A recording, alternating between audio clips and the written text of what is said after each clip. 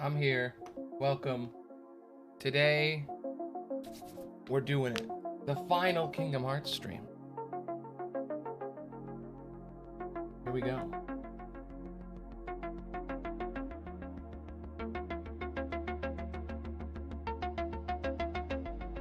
Do do do do do.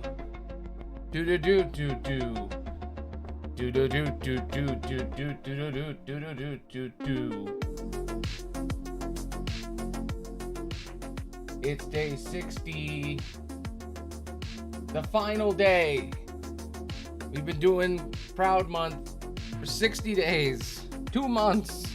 We did an encore for 30. We did Proud Month for 30. This is the 60th day in a row I have done Kingdom Hearts. And guess what? I beat all the games. So why am I here for one last stream? There's reports to read, baby. Lore. So we're gonna do it. I'm gonna read like a nerd. Okay, this music is very intense. Relax, you're going off, Synthwave Boy. You know that this is the end, that's why. You're going nuts. Going crazy. Okay. So. Oops. I have prepared for this stream. Alright, I need chiller vibes. There we go. I have made a list using an AI, which is, the list is actually wrong in one spot, which is really annoying. It says that there's 20, I think there's 14, there's 14 Xehanort reports. According to this, there's only 12. So according to the AI, there's 2 extra reports I don't know about. I don't know what's going on with that. No, this says there's 5 more, which is crazy. So that might not be true. I might have to figure that one out at some point. Yeah, it says that there's 20 here. I'm like, AI, what are you doing? So I went through last night and I basically asked ChatGPT, I'm like, how many reports are there? What are the reports? And I just kept listening to it and asking it questions. It would give me more info, and then I would Google it to figure out if it was lying to me or not, because it always lies. And I have found this is the stuff I need to read to understand all of Kingdom Hearts. There are about 6 report thingies. After here, I don't know if I still... No, I don't have them anymore. But there are a bunch of other ones. There's a bunch of journals, but they don't show up when I Google them. Naminé has a bunch of sketches. The characters from Birth by Sleep have a bunch of stuff. So none of that seems to be online. Maybe they're hidden in-game stuff. But this is what matters, I guess. Based on what I've been looking for, apparently this is the stuff. So I have gone through and pulled each of the reports, and we're just going to sit here and we're going to read them and we're going to chat about them. I might take notes at some point. We're going to do this just as like a final goodbye. Give people a chance to come on the stream and say goodbye for 2 weeks, because I'm going on a break. And also maybe give me a chance to understand some lore that I normally wouldn't sit down and read all this shit forever. Just giving me a reason to read, you know? So, let's do it. Let's go. It's a weird stream, I know, but what else am I gonna do? You know? So, first off, the Ansem reports. How do I sound? Let me make sure I sound good.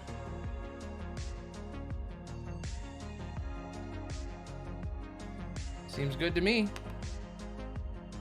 Okay. Here we go. I'm gonna read. Not much time. I don't have to work tonight, so I'll be off. I'll be free all night to do this, so however long it takes. This might be a horrible mistake. Or it might take an hour. Who knows? Ansem's reports, or as this says, Ansem Reporto. Ansumu Reportu.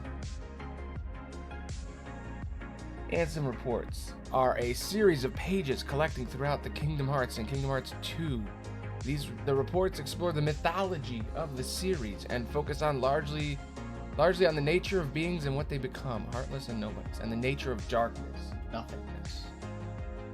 The second report, also known as the Secret Ansem Report, explains the background and plans of specific characters, primarily Xehanort, Naminé, and Organization 13.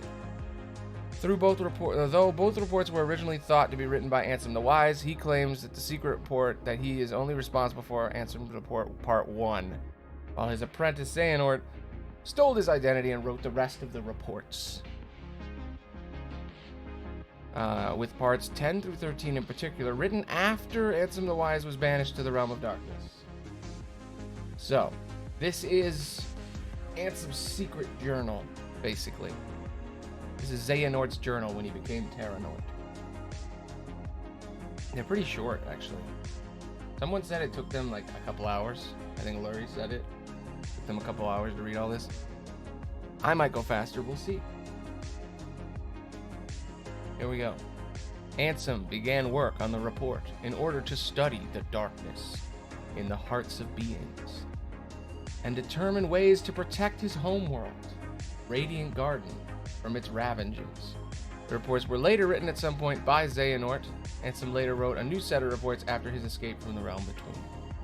So this one right here, this is Ansem the Wise's opening statement. You get it after you kill Jafar, apparently. Much of my life has been dedicated to the pursuit of knowledge. That knowledge has guarded this world well. Not a soul doubts that. I am blessed with people's smiles and respect. But though I am called a sage, there are things I do not understand. I believe darkness sleeps in every heart, no matter how pure. Given the chance, the smallest drop can spread and swallow the heart. I have witnessed it many times. Darkness. Darkness of the heart. How is it born? How does it come to affect us so? As the ruler of this world, I must find the answers. I must find them before the world is lost to those taken by the darkness. So apparently, Ansem the Wise rules over Radiant Garden, which I didn't know that. That's interesting. I thought he was just some scientist. But I guess he rules the whole place. The whole shebang. That's him. King of nothingness. Interesting. Okay. Good information to learn. Okay. This is supposedly written by Terranort. So Ansem the Wise existed, and then a new guy came over, took his name, took his identity, and stole his job. So this is the new guy who's taken over. It is my duty to expose what this darkness really is. I shall conduct the following experiments. Extract the darkness from a person's heart. Cultivate darkness in a pure heart. Both suppress and amplify the darkness within. Okay, so he's taking a person's heart and he's ripping the darkness out of him, like he did with Ventus. Cultivating darkness in a heart made of light. I don't know what he did, how he did that. He must have taken someone with a pure heart, like Sleeping Beauty, or Kyrie, because he has her at some point, or Ventus. Ventus has a pure heart. He's one of the 7, lights or whatever. He's one of the damn princesses. So one of them, but he put darkness in that. And he has to suppress and amplify the darkness within. So he basically is trying to figure out how darkness gets in somebody's heart and how it is different in regular heart, in pure hearts versus regular hearts. He's trying to understand how hearts work. The experiments caused the test subjects' hearts to collapse, including those of the most stalwart. How fragile our hearts are. My treatment produced no signs of recovery. I confirmed those who had completely lost their hearts. I had confined those who had completely lost their hearts beneath the castle. So he killed people. He took people someone with a pure heart, which is crazy. That means it's like one of the princesses of heart type deal. Like a pure heart to me sounds like someone good. So like we do know that Sleeping Beauty and Snow White do end up well, we don't see them in the later games. I think that pure heart, it could be anybody, right? I think it's just supposed to be like generic people he has killed, you know? But man, he killed some people. Sometime later, I was greeted by the strangest sight, creatures that seem born of darkness. But what are they? Are they truly sentient beings? Could they be the shadows of those who lost their hearts in my experiments? So he killed people and he made Heartless from them by accident. He's basically trying to see how darkness works in a heart, and then it made Heartless, which he'd never seen before. Or maybe he'd seen them before, but he made Heartless because he doesn't remember being Xehanort. So he only knows what he knows from Radiant Garden. So he's relearning everything. So he doesn't know what Heartless are. So he just made one and he was like, oh, that's a Heartless. Okay. Here's the third report. The shadows that crawl beneath the castle. Are they the people who lost their hearts? Or incarnations of darkness? Or something entirely beyond my imagination? All my knowledge has provided no answer. One thing I am sure of is that they are entirely devoid of emotion. Perhaps further study will unlock the mysteries of the heart. Fortunately, there is no shortage of test samples. That's messed up. They are multiplying underground, even as I write this report. They still need a name. Here's where he fucks up. Those who lack hearts. I will call them Heartless. You're wrong. They're not. They don't have. Their heart isn't missing. Their heart is within the darkness that they are made of, and he doesn't know that because he hasn't seen it. So he gets the name wrong because he's a fucking idiot. They crawl beneath the castle. Are they the people? Yeah, they're. Are they the people who lost their hearts, or are they darkness? He doesn't know.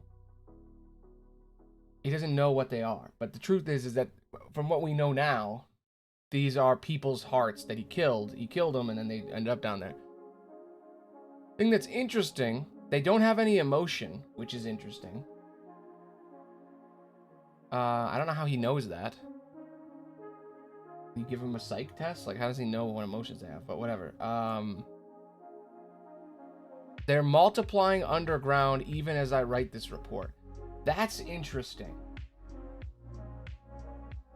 That's very interesting because Heartless are supposed to exist from people who have died, and he made some. So I'm guessing other Heartless are appearing from previous deaths before he even did anything. They're sort of appearing around each other. That's interesting. All right, here we go. The Heartless appear in groups and are multiplying rapidly. I've provided them both living and non-living samples. They've responded only to living. They seem to multiply after absorbing something from the living creatures. Their prey vanishes without a trace. He is killing things and feeding them to the Heartless. He's taking people and he's shoving them in the basement and feeding the Heartless to see what happens. What a fucking asshole. Damn. Alright, I believe Heartless are taking hearts. They are born from those who've lost their hearts and thrive on hearts seized from others. These hearts taken by the Heartless become Heartless themselves. Okay. Okay. So he's saying that they do have hearts. That's what he's saying. He just didn't change the name there. Like, dude, you're in report 4. You're not going to change the name? Your findings have concluded that they are no longer creatures without hearts. You should probably change the name to Shadows or something. Or the Hungry, or the... You know, something like that. The ones who want hearts, whatever you want to call that. But whatever. The hearts taken by the Heartless become Heartless themselves. Okay. Though I lack proof, I am confident in this hypothesis. I must also study their behavioral principles. Though they lack emotions, they do seem to have some intelligence. How to communicate with them. It's like the idea of him like trying different shit. Like he comes down there with a kazoo and he's like, do you understand? Do you understand? He sends a snake charmer down there. He's like, look, you can communicate with snakes. Go down there and talk to him. And he's like, I don't really communicate. I'm just kind of like using the music to soothe them. And he's like, well, soothe the heartless then. And then the guy gets eaten, and then there's a heartless with a flute. It's like, okay. Though I lack proof, I am confident. Okay, we got that. It just occurred to me. Could they be the darkness in people's hearts? He's figured it out. To study the Heartless's behavior, I picked one out for observation. It wriggled its antennae, and as if sensing a target, headed deep into the castle. In the deepest part of the castle, its antennae began vibrating, as if searching for something. Suddenly, a strange door appeared. I've never known of its existence. Ooh.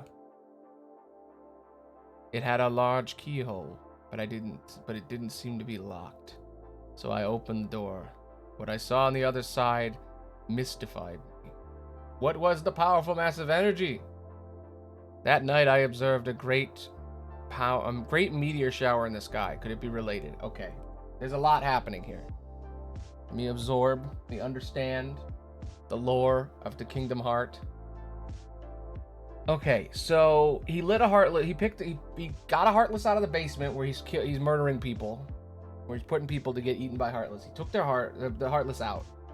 He put it in the castle and he watched it, and his little antennas looking around, and it found the heart of the world. That's what the door is. It found the center of Radiant Garden, where it all comes from.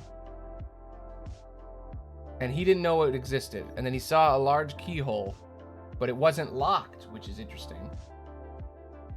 So he opened the door, and he saw the heart of the world. He saw a massive energy.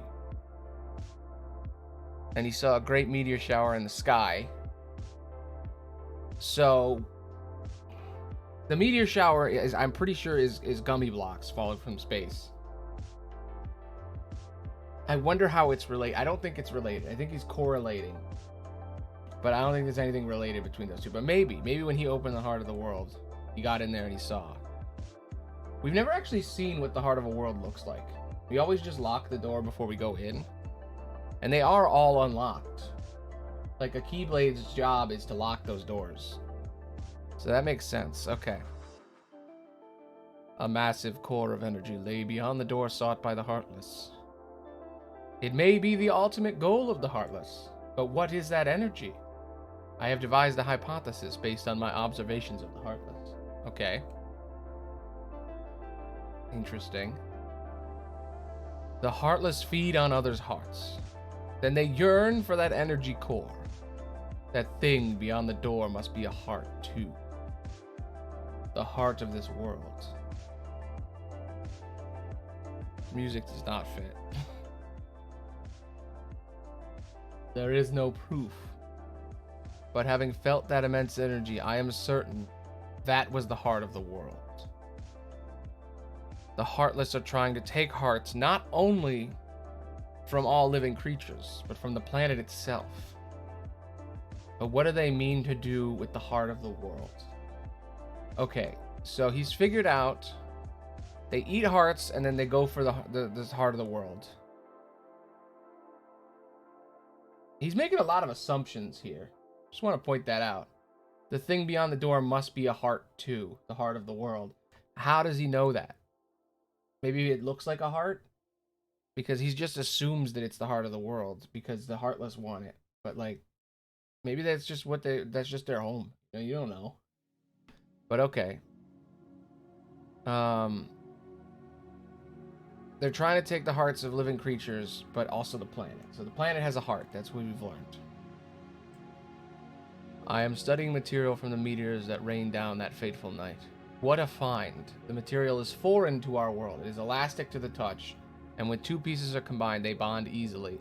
None of the records even mention a substance like this. It's gummy blocks. Was it introduced to the world when I opened the door? I wonder how many other materials drift through the atmosphere of this tiny world. I wish I could just soar off and find out. Could there be uncharted worlds up there? My curiosity never ceases to grow. Now you gotta remember, this is Terranort after his mind is erased, so he knows nothing. But I should stop speaking of such unrealistic dreams. For now, there is no way to venture outside this world. My people and I are all but prisoners of this tiny place. Okay. So, the meteor shower brought down gummy blocks, and he can use those to make shit. And he's like, I want to leave this world. There's other worlds out there. There's other shit out there. What is this? What is all this? I think it's interesting that he calls everybody his people when he isn't even Ansem the Wise. He's Terranort. So he thinks everybody in the fucking world is his people.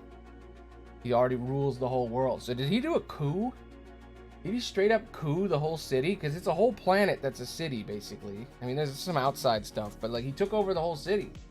Because like Ansem the Wise was in charge, and now Ansem the Wise is gone, and this guy thinks he's in charge, and he says, my name's Ansem now. So like, okay.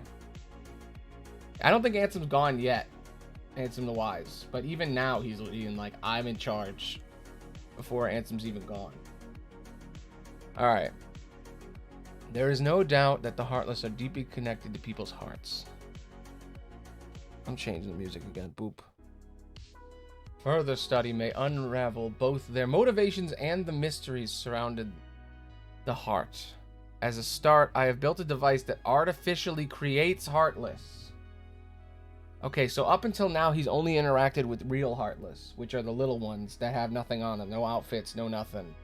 They're just regular-ass little shadowy creatures that surround a heart. And sometimes they become dark sides when they get bigger, and then they become the big tall men at the end. By recreating the conditions that spawn Heartless naturally, I should be able to produce them artificially. This device is the culmination of my research thus far. The machine's test run successfully created a Heartless. This may be a step toward creating a heart from nothing. The artificially and naturally created Heartless showed nearly identical traits, but the two types remain distinct for the purpose of the experiment, so I will mark the ones created artificially. Okay, so every Heartless we fight in Kingdom Hearts 1, for the most part, except for just the ones in the beginning and a couple later, all got the Ansem logo on them, and they're all in fun little outfits. So, Ansem put that logo on them to separate, figure out which is which. So, it's a machine that makes Heartless. So, is it killing people? Because it says it recreates the conditions that make a heart naturally. So, a Heartless is made when a person's heart gets filled with darkness. So does this machine take somebody's heart, like take a person and stab them with darkness and then it makes a Heartless? Is that what it does?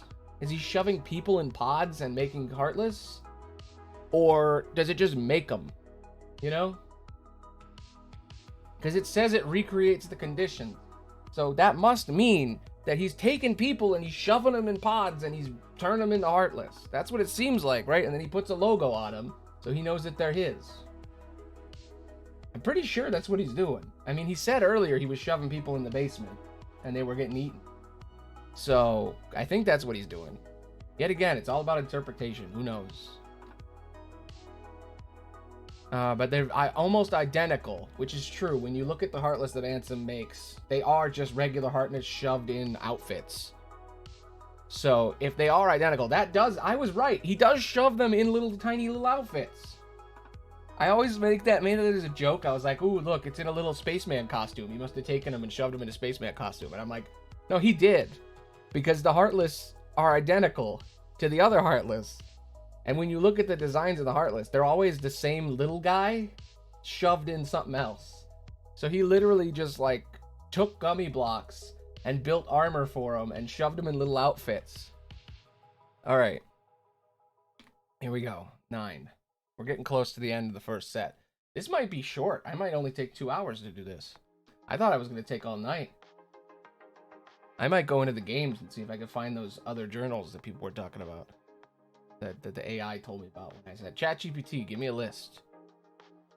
Even though it made up shit. It makes shit up all the time. It's so unreliable. It's never going to replace Google because it just lies all the time. I mean, Google lies, but you can tell when Google's lying. I don't know. Anyway. Simply astonishing. Today, I had a guest from another world. He is a king. and his vessel is built of the material that composed the meteors. He called the pieces gummy blocks. It seemed that my opening the door has opened a path to the interworld travel. So he met Mickey Mouse because he opened the door, the heart of the world. He opened the door, so now the worlds are connected, as they say in the beginning of Kingdom Hearts. This world has been connected. You know that line? So basically, if you open the door, it's time for you to leave the planet. And then Mickey showed up and he's like, what's going on around here? Copyright. You got gummy blocks. Those are my copyright. I'll sue you. You stole my gummy blocks. Those are mine. I own the rights to that mineral. The mineral rights across the multiverse. I own them. You stole my IP. I want to build my warships so I can copyright the galaxy. Anyway, we talked for countless hours, but one story in particular caught my interest. I just like the idea they're like sitting on a bed and Terranor's just like swinging his legs back and forth. He's like, oh, Mickey. Oh, I love you so. Anyway, that key is called the Keyblade. That of a key called the Keyblade. The Keyblade is said to have phenomenal power. One legend says its wielder saved the world, while another says that it wrought chaos and ruin upon it. I must know what this Keyblade is. A key opens doors. It must be connected to a door I have opened, to the door I have opened. So he's figuring it out. He's putting two and two together. He's like, oh, the center of the world has a keyhole, and this guy's got a magic key. Oh, shit. Keyblades, baby. They're important. They do stuff. They unlock the world or lock the world. They can manipulate the world's heart itself. Oh, shit. Okay. Just as people have hearts, so do worlds. The same can be said of the stars in the night sky, and deep within each world lies a door to its heart. The heartless desire those hearts. Born out of darkness in people's hearts, they seek to return to a greater heart. So they're sad and lonely, and they want to go back to the center of the world. What if when a heartless reaches the heart of the world, it doesn't destroy it? What if it just, like, they just come back? Like, that's just how you respawn. You know? Like, you go in there and you're just like, psh, it's so bright that you come back, you know? Yes, that is. Yes, that's it! The heartless come from people's hearts, and as does the darkness. It's the core of the world's heart, the world of the heartless. This is a question. Is the core of the world's heart the world of the heartless? So he's asking, he's like, do they come from the heart? I will pursue this answer there and become all-knowing. Okay, this man's a lunatic. He's like, I'm gonna go inside that big heart and I'm gonna know everything. My path is set. It's etched in his heart, man. I shall seek out the wielder of the Keyblade and the princesses. My body is too frail for such a journey. I must do this. I will cast it off and plunge into the depths of darkness. Okay. Terra's body ain't frail, bro. What you talking about? This definitely is a old line before the prequels were written, where it's like, oh, he's an old man, and then he changed his mind, because that's been retconned, bro. You're a sexy man now. You ain't no old man no more. But okay. I think he just means his body wouldn't survive the depths of space and shit, and he thinks that he can become a heartless and a nobody and all that, and become super strong. So it's like, all right, I'm gonna kill myself and become a shadow. Cool. Opening a door to the world's heart causes its walls to crumble. These fragments are seen as shooting stars. This explains why these gummy blocks can travel freely to other worlds. Wait a minute. So when you open the door to the heart, the world starts to fall apart. And that's what the gummy blocks are. So the gummy blocks are the remains of destroyed worlds. So that means Sora's riding around in a spaceship made out of the remains of the worlds. That makes sense. That's why there's so many gummy blocks in space, because every time you blow something up, you get one. That makes sense. Because the whole universe used to be one world, and that's what all the rocks are between, like all the debris between worlds are. Wow. So you're telling me if you blow up a world, you can get gummy blocks whenever you want? Ooh, I know Mickey's got some plans then.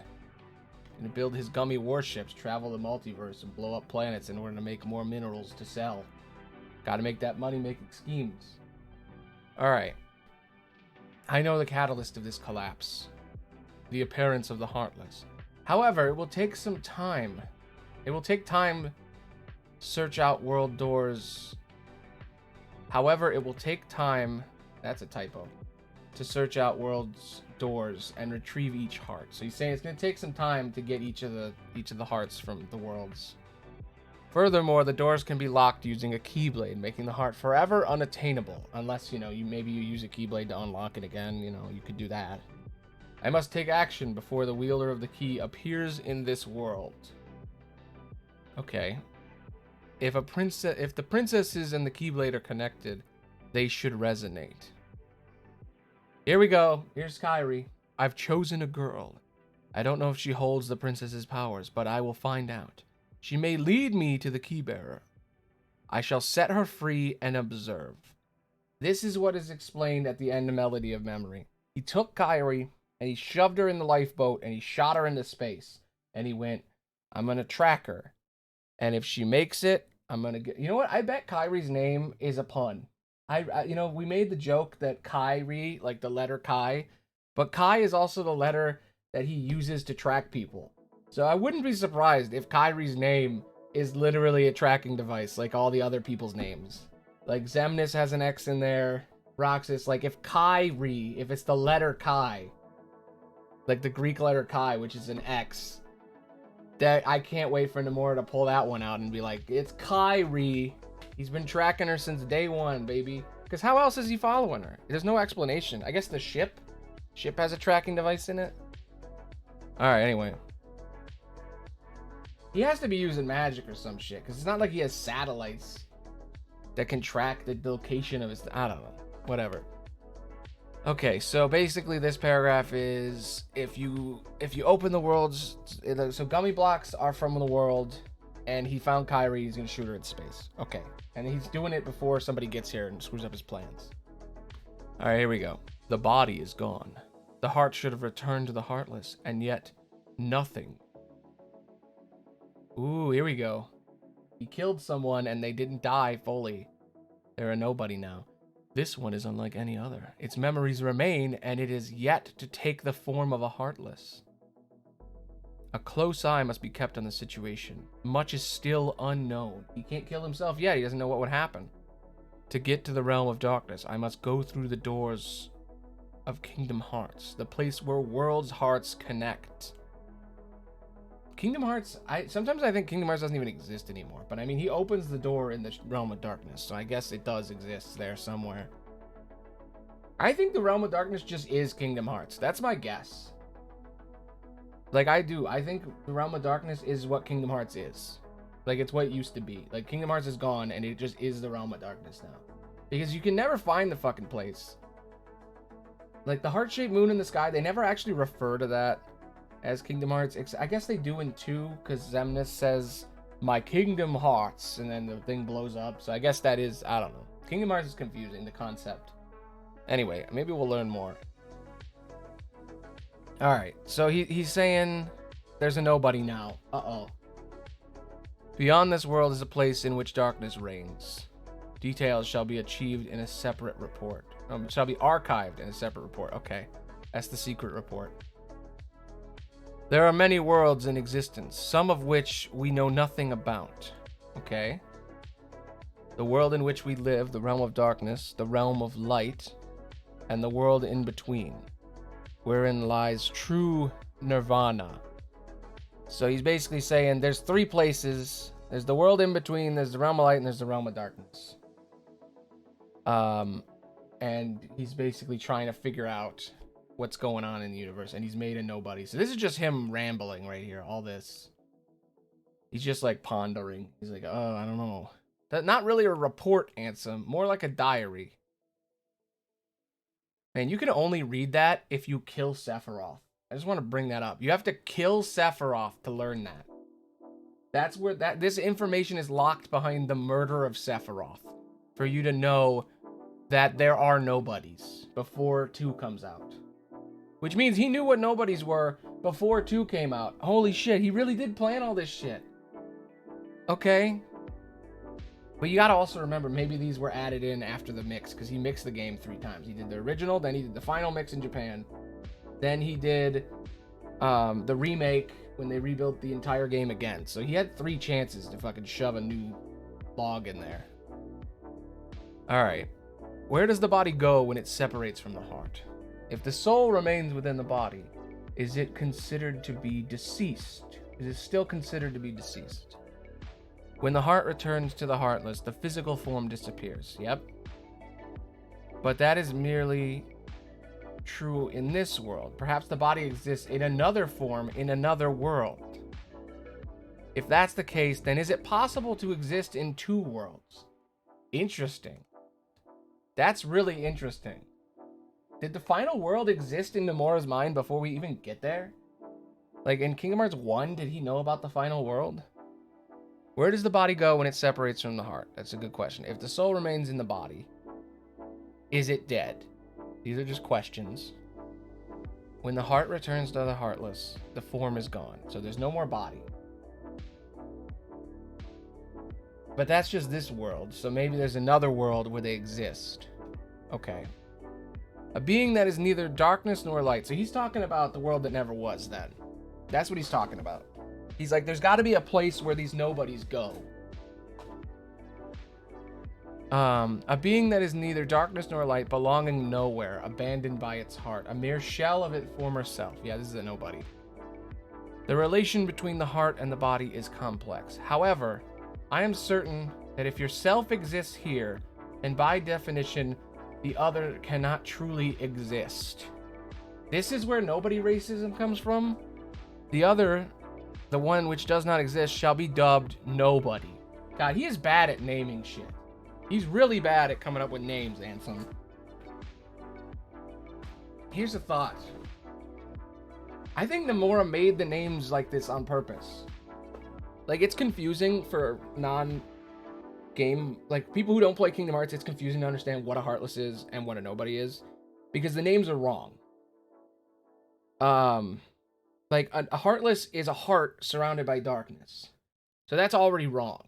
When he named it at the beginning, it was right after he figured out what a Heartless was. He found, like, he was just trying to figure out what it was, and he called it a Heartless before he even understood what it was. And then he found out it had a heart inside, and he didn't change the name, because he's a fucking idiot. Then, he finds out that, okay, well, sometimes the body stays around. So I'm going to call that a nobody. It's a person that doesn't exist, because it's not me, because he's an asshole. So, like, really, you should call them vessels, and, like, you should call the Heartless, like, the Overtaken. That's what they should be called. Or the Darkened. Or the Fallen. Like, something like that, you know? Because they're like people that are no longer people because they lost their soul. Well, not their soul, but they've been overcome with darkness. So now they become these things. And their body is somewhere else, and it's empty.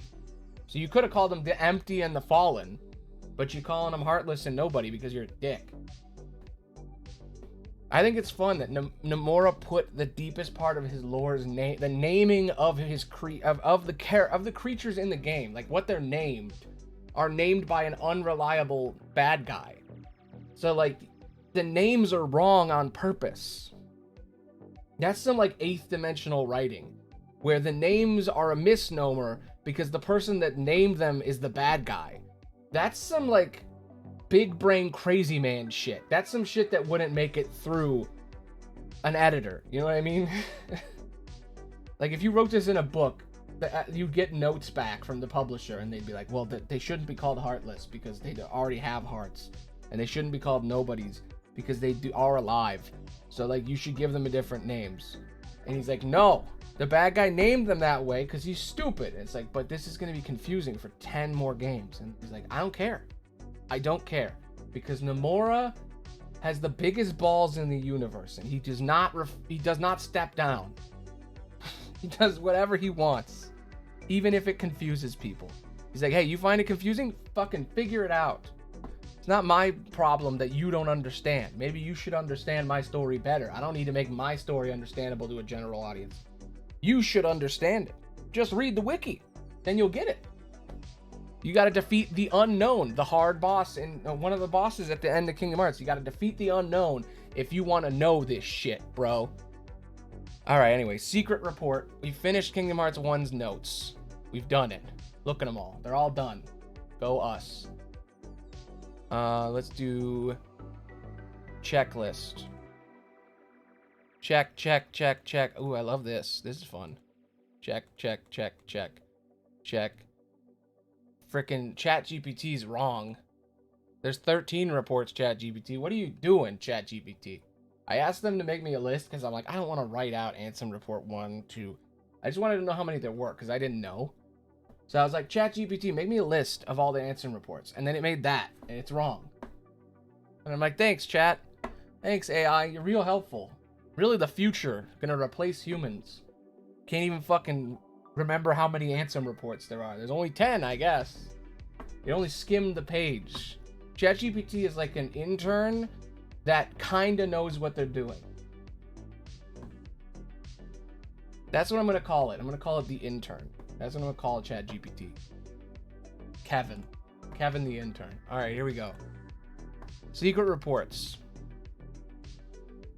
In Kingdom Hearts 2, you get the secret reports. They're hidden. These are the rest of the things Ansem wrote. I'm glad I'm doing it this way, because if you do it in the games, it's really confusing. You have to unlock all these. So, like, you have to kill multiple hidden bosses. I didn't even know the unknown was a thing. What is the unknown? Oh, okay. The unknown is the hidden boss in between fighting. If you go back to where Maleficent was killed, you can fight Xemnas. And you can fight a guy in a hood. I always thought that was Roxas you were fighting, but I guess you're fighting Xemnas. But you can fight the boss from the next game early in the final mix, which is kind of cool. It's like if you kill the boss for the next game, or if you fight them, then you can get the description of what a nobody is. That's cool. That's some cool storytelling. I like that they include how you get it, because it actually matters. When you kill Sephiroth, you learn about like how nobodies exist and the meaning of life and like darkness and shit. Like it makes sense that when you kill a fallen angel, you learn how reality works, you know? But then you got shit like you kill Jafar and you learn the first thing. But I guess they just gave the reports out, and Maleficent was just like, here you go, guys, here's all the reports. Just handed them out at the group meeting. Alright.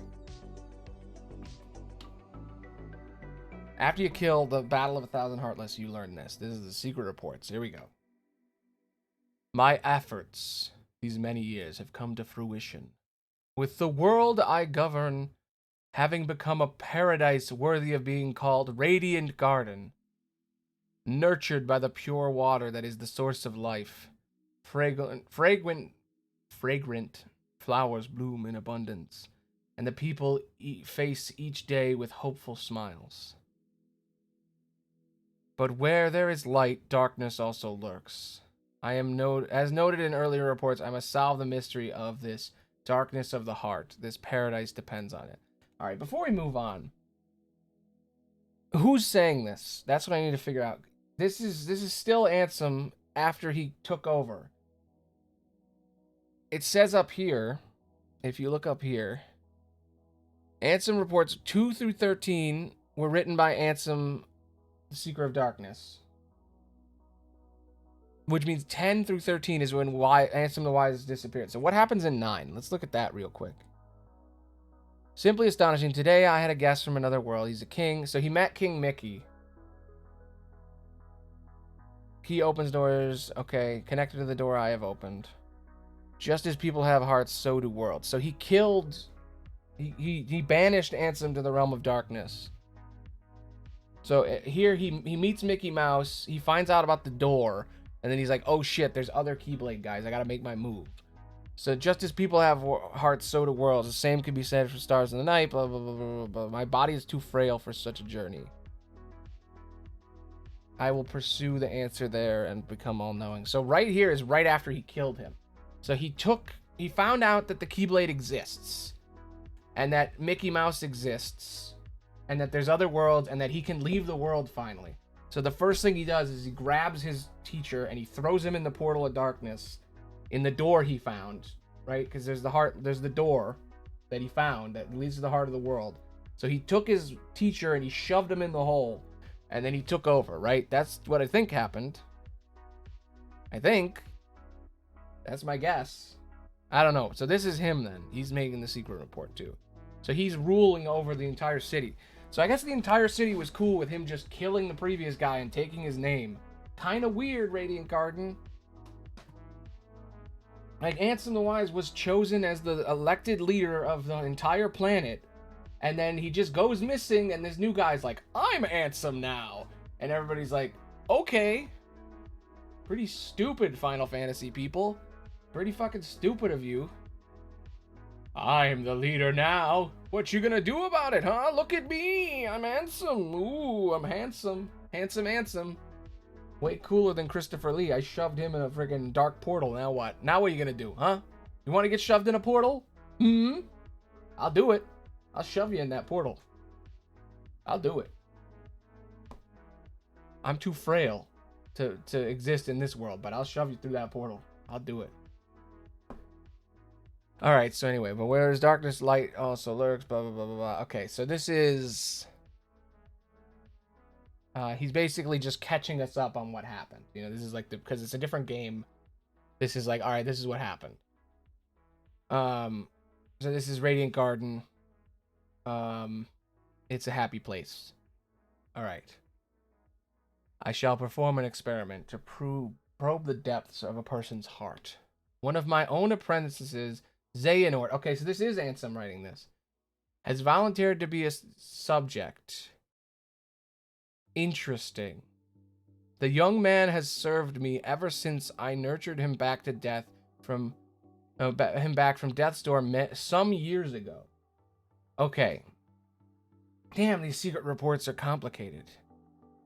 Okay, I think all the secret reports are written by Ansem the Wise. That's why they're called the secret reports. The second part, secret reports, explains the background. Though both reports were thought to be written by Ansem the Wise, he claims in his secret report... Okay, yeah. That's a really good story. Like, the idea that, like, you're reading the log of this famous guy who ruled the city, right? And you're slowly learning his descent into madness. And then at the end of the story, they go, hey, guess what? He's two people. This story had two people in it. Go read it again. Like, that's the most fucking Nomura thing I've ever heard in my life. You beat Kingdom Hearts 1 and 2. You've beaten the entire game. You've killed every single boss. You've read all the lore. And then right after you're done reading the lore, it goes, oh, guess what? Everything you know is wrong. Go read it again. Go read it again, nerd. Go read it again. That's great. That's great. I love it. Okay. Let's keep going. All right, so he's going to experiment on he's going to dive to the heart. He's going to go into the dive to the heart, but for Xehanort. And Xehanort's like, yo, I'll do it. The young man has served me ever since I nursed him back to health on death's door several years ago. Yep. So now he's saying he's a young man. So Nomura knew what happened in Kingdom Hearts 2, at least. So either there was a retcon here, because he said my body is too frail, and then later reveals. So I feel like when he first wrote Kingdom Hearts 1, this was supposed to be Old Man Ansem, who's like a super bad boy. But then he was like, well, actually, no, because he's young. Unless he knew. He must have known, because, like, if you make the character design is that he's a young man, he's a young guy, because he's a Heartless. So he must have known that there was a secret Ansem and just didn't tell. Like, what a fucking, oh my god, that's like, my brain. Imagine making an entire video game and you don't tell anyone the backstory of the villain. Like, just, how do you do that? How do you have the balls to do that? To write an entire like, you know everything the villain did, and you don't reveal it till the second game. Like, you don't even know you're getting a second game, and you still keep it secret Like, that's crazy. That's why I love Nomura, because he's fucking crazy. He knew ahead. There's no way that you can't tell me he didn't know, because he says the frail thing, but in Kingdom Hearts 1, Ansem is a young guy when he's a Heartless. And it doesn't, there's no rules about that established. So he knew that this isn't the same guy, like when he was writing it. I wish there was almost like a hint. Like it's like in Report 9, it just said like right here, like, I have opened the door and put something in it or something. Like if you, or just like I pushed somebody in there, you know, like just like a hint that it's a new guy, but he's writing all this anyway, so it's not really a new guy writing. But all right, yeah, see, my body is too frail for such a journey. I will cast off my body. That line is so weird for me, because I'm like, what does that mean? It could be interpreted in like 3 ways. Like, did he know he was an old man at the time? Is that what he was imagining? Or is he like big braining and he knows that I don't know. Okay, I'm gonna be lost all day if I keep focusing on that. Just really buying out, you know, extending the time so people can show up and tell me stuff tell me when I'm wrong. I shall perform an experiment to probe the depths of someone's heart. Xehanort has volunteered. I've known him for some years. He had lost all his memories at the time, but later showed remarkable intellectual curiosity and readily absorbed my teachings, gaining deep wisdom. Any mental immaturity is surely due to his young age. Okay, not true. He's overlooking things about Ansem being a complete maniacal lunatic. And like, Xehanort's a complete lunatic, but he's like, oh, he's just a kid, so like, who knows? Anyway, if I explore Xehanort's heart with psychological tests, I may be able to recall the past locked away within. My apprentice Evan, wow, that was planned ahead of time, has also shown great interest in Xehanort's memories. Okay? But is he really the right subject? Xehanort does indeed exhibit extraordinary talents. Too extraordinary. Perhaps they are even superhuman. Okay. So basically, Xehanort's like, yo, I want to be in the test. I want to do it. But Evan is like, we don't know anything about this guy. Who is this guy? What's up with it? And then Ansem the Wise is like, yo, this guy's really strong. Like, superhuman strong. Like, he can jump and do a backflip like 8 times. He's magic. What is up with this? Because it's Terra's body. Okay. I have made a grave mistake. My study of the darkness of the heart began with a simple psychological test and quickly snowballed. Spurred on by my youngest apprentice, Ienzo, I constructed a massive laboratory in the basement of my castle. Unbeknownst to me, my 6 apprentices then began collecting a large number of subjects on which to perform dangerous experiments into the darkness of the heart. That's really interesting. Ienzo always acts like he's like a good guy now, and I'm like, but you helped. As soon as I found out, I called my apprentices together and ordered them not only to cease their studies, but to destroy the results of their research. What on earth was happening within the hearts of my 6 beloved apprentices? What happened to my sweet, sweet boys? While pursuing the mystery of the darkness of the heart, they themselves have strayed into the depths. Could they themselves have strayed into its depths? Okay, so he's basically saying, I got these 5 boys I'm keeping track of. I'm teaching them. You know, they work for me. They're my lab assistants. But they've been doing some evil shit. Oh my god, this is my fault. Yet I remain the most foolish of all for having begun these experiments. Ansem the fool, I'm telling you. We are not meant to interfere in the depths of another's heart, no matter what our reasons for doing so. And my error plunged me into despair. A visitor from another world soothed my dejected soul. This is right before he gets killed. A tiny king named Mickey came wielding a legendary key, the infamous Keyblade, said to bring forth chaos and prosperity to the world. He was very knowledgeable on many topics, and we deepened our friendship as we conversed companionably. Upon his advice, I decided to review the data obtained in my basement lab. That is when I discovered the Ansem's reports. Though they bore my name, the only one I had written was number 0. Apparently, he had gone on to pen numbers 1 through 8 himself. Wait, what? That's interesting.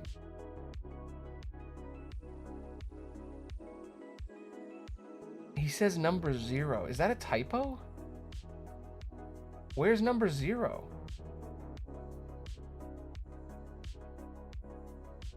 That's a fucking... Apparently he had gone on to pen numbers 1 through 8 himself. Yes, the first subject in my foolish experiments. Interesting. Number 0. And this is after 8. Because he's talking about it like he did 1 through 8. So I will mark the ones created artificially. That's the last thing he read. Simply astonishing today. Guest from another world. He's a king. So this is the report he wrote after. Called these gummy blocks. It seemed that my opening of the door was... Someone... You know what I should do? I should make a video where I read the reports in order. Like, chronologically.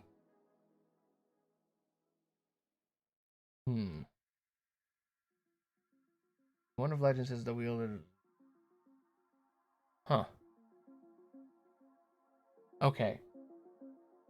So basically... Fascinating. Fascinating. God, that's good. That's some good shit. This is some good writing because, like, as you read it, you learn more about it and you go back. It's fucking good, dude. Why has nobody made a video about this? I'm sure there's a video about it.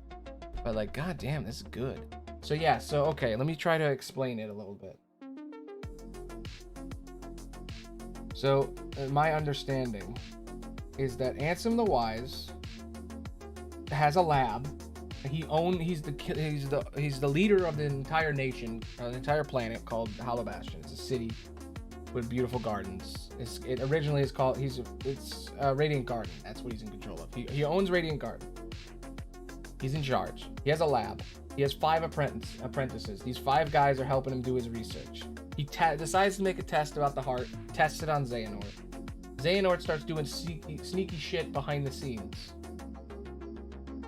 And as a result, he gets the 5 other guys to join his sort of little cult. And they start testing on people and shoving people in the basement. And doing evil shit, helping him. Then Mickey Mouse shows up around on 8. And when Mickey Mouse shows up, that's where Ansem is told by Mickey, hey, you should go check out these things that they studied and see what they learned before you destroy it, because it might be important. So then he goes to see what they've learned, and when he learns it, that's when he realizes what's been going on. So he confronts Xehanort and says, hey, what the fuck are you doing? You got all 5 of my boys to help you kill people. What you doing, bro? What's the deal here? Why you an asshole? And then, boom, he gets thrown into darkness. So, alright. Here we go. Chaos affects not only this world, but many other worlds besides.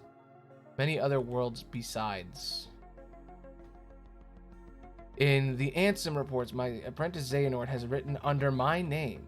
I found the records of his hideous experiments, along with the hypothesis about the door that had appeared out of darkness in my basement. Interesting. Okay. All living things have hearts, and all hearts hold darkness within. The worlds are no exception. If a world is a being, the heart it holds must be colossal, and the darkness at its core must be monstrous indeed.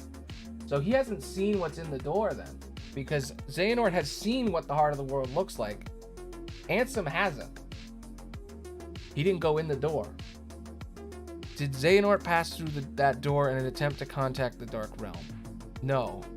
Not only Xehanort. It appears my other 5 apprentices, believing it was for the sake of research, stared deep into the darkness and were being pulled into it. Dude, why isn't this a movie? This would be such a good movie. Fuck, man. I'm making this movie one day. Call me up, Disney. I got a fucking pitch for you. It's the Kingdom Hearts movie. Hollow Bastion. Like, title slam. Interior. Like, I'm fucking writing a movie. God damn, I want to adapt this shit. This is good.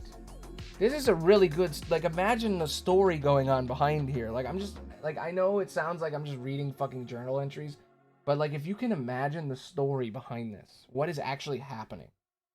Old Science Man has adopted all these kids to help him. He brings poor, weakened youths, you know, street toughs, to join him as he teaches them how to do science. And he's teaching these kids who have no memories, this orphan kid named Enzo, this really smart but quirky scientist man named Evan, these guards. Like, he has all these people that he's brought in, and he, like, gets ice cream with Enzo. Like, there's all these nice shots of, like, the two of them together where it's like he's basically his dad. So he's, like, adopts these 5 kids and teaches them how to do science. And then they're secretly going into the basement and opening a door, and the door just goes like, there's just this darkness door speaking into their minds, corrupting them. That's fucking cool. There we go. Yeah, so it's yeah, that's the group. It's the 2 guards, the big buff boys, the quirky scientist, the little kid, and the secret bad guy. Okay. It appears my other 5 apprentices, believing it was for the sake of research, stared deep into the darkness and were pulled into it. Evan, Enzo, Braig, Dylan, and Alias. They have ceased to be human. I, too, have had everything taken away from me. Banished to a hollow realm of nothingness. I knew it. I told you he shoved him in there. What is Xehanort hoping to gain with my pilfered existence? Will my people cease to smile? If the light of hope has been extinguished, I shall henceforth walk with darkness as my friend. As a friend. Here in the realm of nothingness to which I have relegated. I have been relegated. Here in the realm of darkness to which I have been relegated. Darkness in the midst of nothing. Darkness in zero. Thus I shall be known as Diz, disregarding the stolen name Ansem, and going in search of revenge. I always thought Diz was stupid, like the concept of Diz. But whatever. I really never liked that he's, like, super dark and tan, and that's him wearing the guile of darkness, and I'm like, that's kind of problematic. And I never really liked the name Diz, like Darkness in Zero. It's kind of dumb. But I guess this is what a quirky old man would do if his kids betrayed him and he was banished to a realm of darkness. God, that would be such a good movie, though. It ends with him putting on the cloak. His eye goes yellow and he's filled with anger. In the distant days spent in this beautiful paradise are... the distant days spent in a beautiful paradise are an illusion to me now. How long have I been here, banished to a realm of nothingness? It is only by relying upon my anger and hatred that I have been able to retain my sense of self. Here, where all existence is nullified, my heart is being overcome with hatred toward my apprentices, possessed by the darkness, and with the anger I feel for stupidly allowing myself to be betrayed. In this darkness eating away at my heart, I cannot continue to idle away my time here. What are Xehanort and the others attempting to do? I must unravel the mystery of the Ansem reports, intercept my apprentices, and defeat them. That is my mission, the only way to repay the world for my sins. Those beings who lack hearts, the heartless, must be the key. The darkness of the heart made flesh. Cursed shadows not only lack hearts, but multiply by seizing hearts of any and all living things. I don't know if that's true. They have hearts. He doesn't know. He doesn't know that they have hearts. He doesn't know yet, because he hasn't killed them. He didn't read the fucking research paper. It literally says that they were made from hearts. What are you doing, man? Reading comprehension. Reading comprehension. Where do they come from? Where are they going? It's three elements combined to create life. Here it is. That's where it comes from. A heart, a soul, and a body. The soul is the will, by the way. But what of the soul and body left behind when the heart is lost? When the soul leaves the body, its vessel. This is where vessels come from. Life gives way to death. But what about when the heart leaves? A being does not perish when its heart leaves its body. The heart alone disappears into darkness. There is little time. If I remain in the realm much longer, I will certainly learn these answers the hard way. My heart is already a captive of the darkness. Okay, so this is where that comes from. I've always wondered where we actually get the description. Because I've always heard, like, will is a thing, right? Lingering will. That's why everybody calls it that. I think originally it was just your soul, but then as it goes, lingering will. But in the description, he calls it a soul. So, like, it is your soul. That's a confirmation right there that your will is your soul. And I like that he calls it a vessel, because that brings up, you know, the puppet stuff. Man, fucking Nora really playing this shit out. All right. In this realm where all existence has been disintegrated, I have just merely managed to preserve my essence. I've just barely managed to preserve my sense of self by continuing to think and to write. It is a place where even time has lost all meaning. Eternity is as but a moment here. That's cool. This is just like what happens to Aqua. Okay. I must make haste. Certainly their plans are already underway. The Heartless must be the key to unraveling this mystery. The 6 traitors were operating a laboratory that churned out those cursed shadows. Not only did they generate pure blood Heartless from living hearts, but they used those Heartless to synthesize artificial versions of the creatures as well. These synthetic Heartless bore insignias that were called emblems. Yep. Pure blood or emblem, these Heartless act only to fulfill their instinctive needs. They single-mindedly detect hearts and swarm around them. A human commands would be ineffective. The Heartless would easily steal the human's heart and use it to increase their own ranks. What if an even stronger Heartless was giving the orders? If he cast aside his own soul and body and became a Heartless, wouldn't he be able to control the otherwise intractable Heartless? Furthermore, wouldn't he be planning to use the creature's instincts? Wouldn't he be planning to make use of the creature's instincts? If the heart-seeking Heartless have their sights set on a larger, more powerful heart, their ultimate goal is crystal clear. The largest heart in existence, the heart of the world. This is all conjecture, but it would seem to be utilizing the Heartless in search for a path leading to the heart of the world. It would seem he is utilizing the Heartless. So he's basically trying to understand Xehanort's plan. Interesting. This is just him re-explaining things that he needs to understand now. Still don't know what the difference between artificial and physical Heartless are. Like pure blood and artificial. Are they still killing people to make them? My choice to befriend darkness here in the midst of nothingness was a sound one. The moment I stared straight ahead with a calm heart,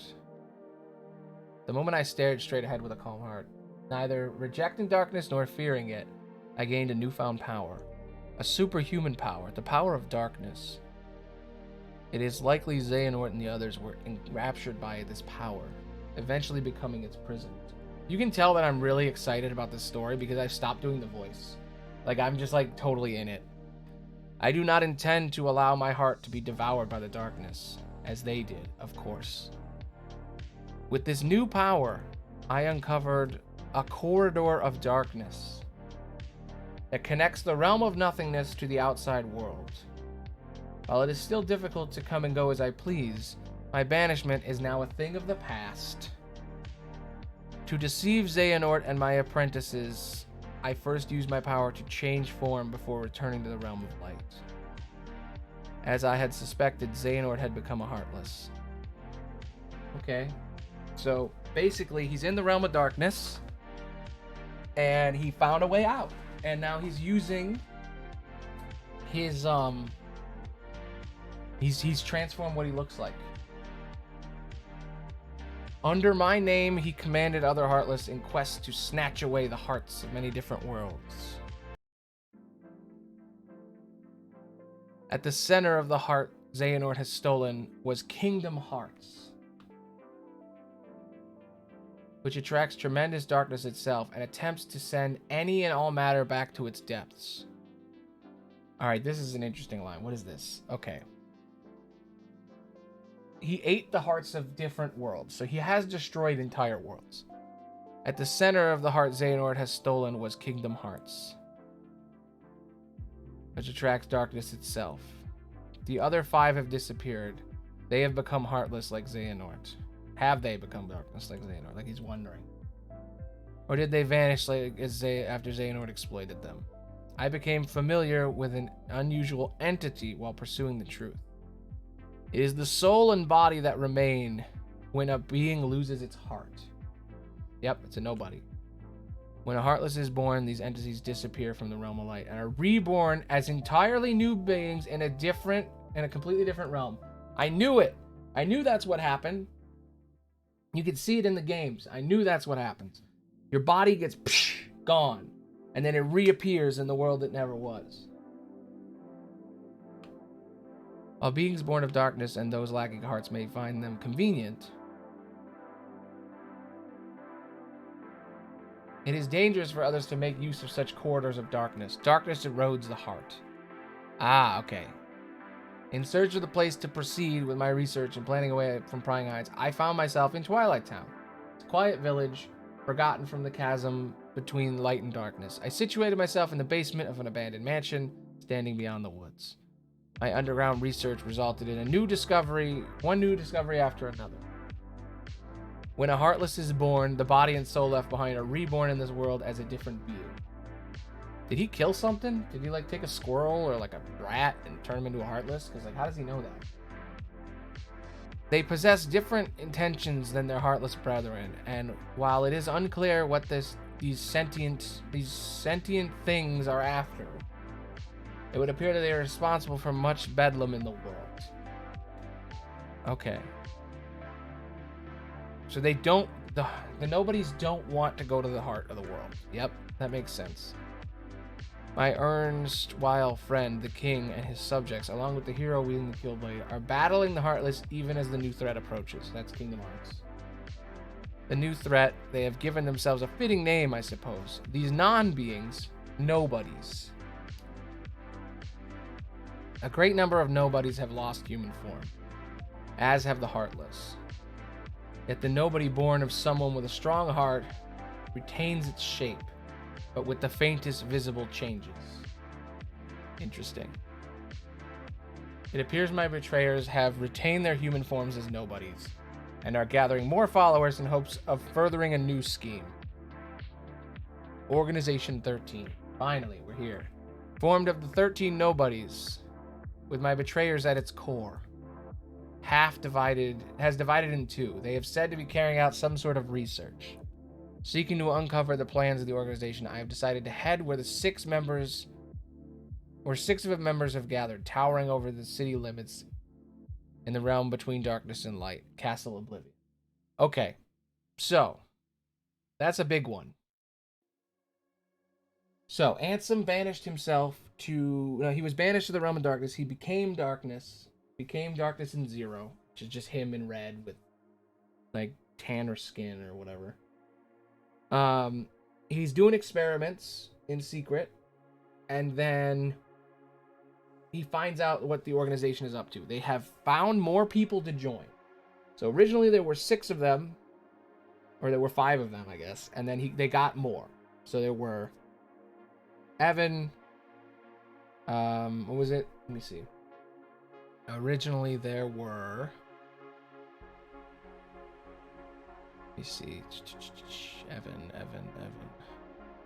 God, there's so much lore. So much lore. Okay, originally there were Evan, Ienzo, Bragg, Dylan, and Alias. So there were these 5. And then there was also Xehanort. So that's 1, 2, 3, 4, 5. There's 6. So there's 6 original nobodies. that were from the lab, and then they got 6 more, which is, or 7 more technically. They got Larxene, Marluxia, Luxord, Demyx, Roxas, and Xion. That's 6 more. That's 12. There's one other one, right? Who's the other one? Is that all of them? Demyx, Luxord, Marluxia. Oh, Axel. Axel's the other one. Axel, Saïx.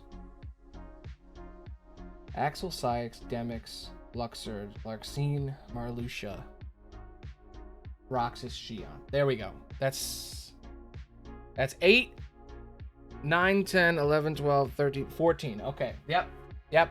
Okay. So, there are basically 3 groups in Organization 13. There's the Sea Salt Trio, which is our heroes, Axel, Xion, and Roxas. There is the original 5, or the original 6, counting Xemnas. And then there is the other 4, which are the legacies. The legacies are the 4 that we don't really understand, the mystery ones. Interesting. Okay. So half of them went to Castle Oblivion, the ones in Chain of Memories. And it's like the research lab where they're trying to find Ventus. That Xemnas wants to know where Ventus is because he's longing for his little brother, because he's still Terra in there. So they're looking for him, trying to find him. Also because he's a pure light, so they need him to open Kingdom Hearts and stuff. It appears that I have been too distracted by the behavior of Xehanort and his cohorts and the events occurring in their vicinity. My friend's struggle to protect the Realm of Light from the threat of Heartless is now over, with Xehanort's Heartless, going by the name Ansem, Seeker of Darkness, defeated at last. Okay, so Kingdom Hearts 1 has happened. So he watched them take over Castle Oblivion, prepping for Chain of Memories, and then he saw, okay, there we go. The other wield of the Keyblade, this hero, traveled from world to world, sealing up keyholes and laying Heartless low. Meanwhile, the king, who had dived into the Realm of Darkness, worked with the Keyblade-wielding hero to close the door to Kingdom Hearts from the realm of both darkness and light, thus holding off the threat of tremendous darkness. So yeah, Kingdom Hearts was the door then. Because I'm still trying to figure out what the fuck Kingdom Hearts is. Because technically speaking, what the fuck is it? It's so confusing, the vagueness of it. It's so arbitrary. Everything says different things for what Kingdom Hearts is. Kingdom Hearts is interpretation, because apparently... Whatever. Meanwhile, the king, who had dived in the Realm of Darkness, worked with the Keyblade-wielding hero to close the door. So basically, the end of Kingdom Hearts 1, they shut the door from the realms of both darkness and light, separating them, holding off the threat from the darkness inside. Okay, makes sense. But there are still a great number of Heartless afoot, and Organization 13 and the Nobodies continue to be active in the shadows. Yep. Indeed, the world is still a very dangerous place. We must find a way to do battle with these enemies. Thus I both make my amends and my revenge.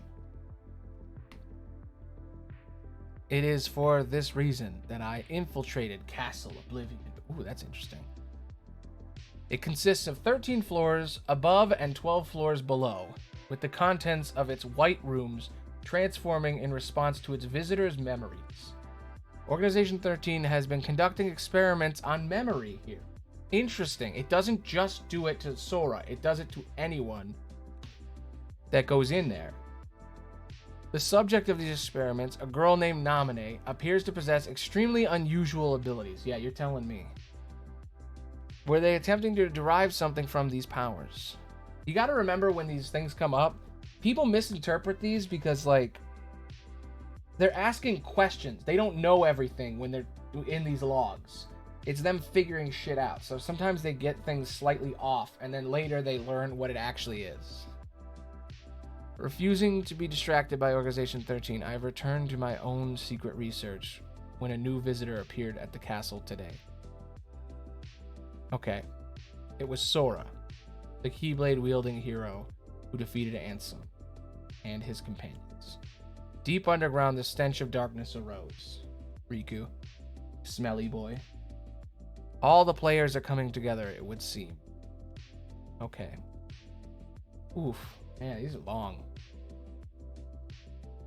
I should have expected nothing less from the Keyblade-wielding hero. Sora and friends defied the machinations of Organization 13 and rescued Naminé.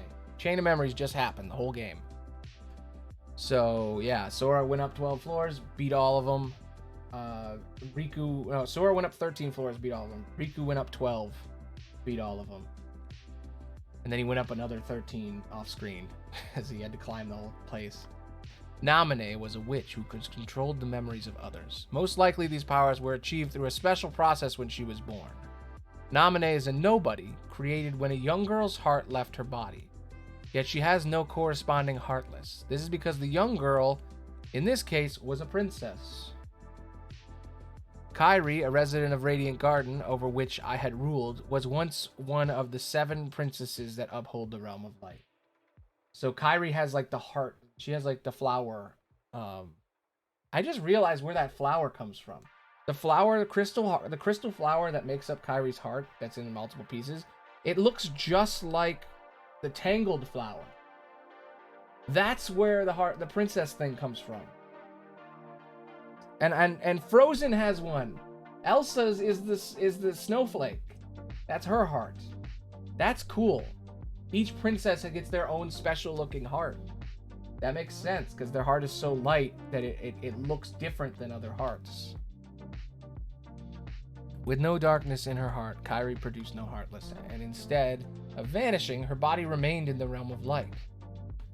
In other words, both the nobody called Naminé and the heartless, proof of her lost heart, are extremely unstable beings who lack the bodies needed to produce a nobody. What is this? What is the proof of a lost heart? Is that a boss I never heard of?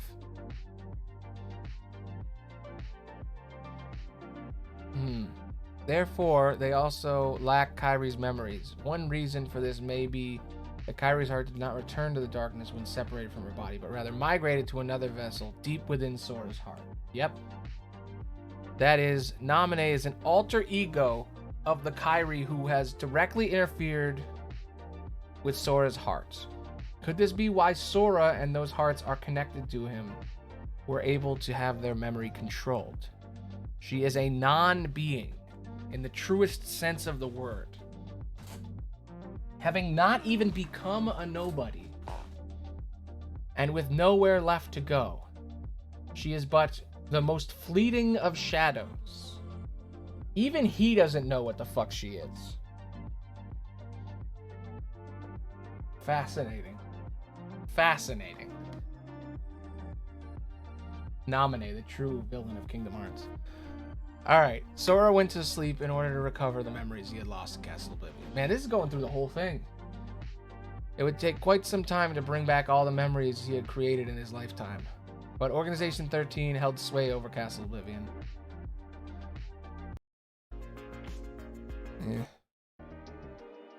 Sora would need to be kept someplace more secure. I pursued Naminé to move the slumbering Sora to Twilight Town for safekeeping. Naminé. As I have written before, she is a most unusual being. Yep, me too, man. I think so too. Born of the same process as a nobody, but lacking virtually all elements of a nobody. Perhaps she continues drawing in hopes of capturing that which she lacks, the memories of others, especially Sora. I have arrived at a hypothesis. Ooh, here we go. I believe that Naminé was born from a special type of nobody. Was born as a special type of nobody when Sora attacked himself with the Keyblade, causing his and Kairi's hearts to leave their bodies simultaneously. Naminé emerged as Kairi's nobody, but the body and soul necessarily to exist as a nobody belong to Sora. When a person's heart is stolen, a heartless is born with no sense of self. And the body and soul left behind give rise to a nobody. But what if one willingly releases one's heart from one body? Sora and Xehanort retained their selfhood even after becoming heartless. Then there are Kairi and Naminé. Kairi was exceptional for having no darkness within her heart. Also exceptional was that her heart, once freed, migrated to a new vessel, Sora. The combination of these two theoretical, unlikely explanations may be behind this anomaly. There are matters I must attend to while Sora is sleeping. A new ally has appeared on the scene, Riku. Okay. God damn, that's complicated. Okay, there's two things he's talking about here. First, why Sora can move when he's a nobody. And it's because he used the Keyblade of Heart to remove his heart willingly, just like Xehanort does when he possesses Terra. So I think if you're aware your heart is being removed and you're using a special Keyblade, like if you're using a Keyblade to remove your heart, then you can move it around. You can freely control your heart because you're sentient of it. When a Heartless kills you, the trauma of you being killed kind of like prevents you from controlling your heart. Because all the darkness in you gets released and then you become mindless. So it seems like what they're saying here is that Kairi doesn't have... Basically, he's saying it's weird. He's saying too much shit was happening at once, and that's why Naminé exists. Because Sora removed his own heart willingly, and he also removed Kairi's heart willingly. And his body should become a nobody. It still doesn't make any sense. Naminé makes no sense. He's saying here that... I don't know. When the hell was Naminé made? Does it even say in here? Naminé emerged as Kairi's nobody, but the body and soul necessary to exist as a nobody belong to Sora. So he is saying when Sora stabs himself, that's when Naminé gets made. Interesting. But also, how the fuck does he know? As I reunited with my old friend at Castle Oblivion, but was unable to disclose my identity, I was reunited with an old friend. It was Mickey. He met Mickey again. If I knew the situation, he would likely try to stop me from carrying out my revenge. As much I would dearly love to converse with him as in the old days. You know, talking about copyright and ruling over the meager normal folk. That is now but a hopeless dream. Aw. As my friend has been fighting in the realm of darkness, most likely he found his way there through Traverse Town. Okay. Like Castle Oblivion, that village also rests in the cleft between light and dark. It consists of the remnants of a world whose hearts have been stolen by the heartless. It is where those who have barely escaped the destruction of their world eventually find themselves. Okay, yeah, I know this.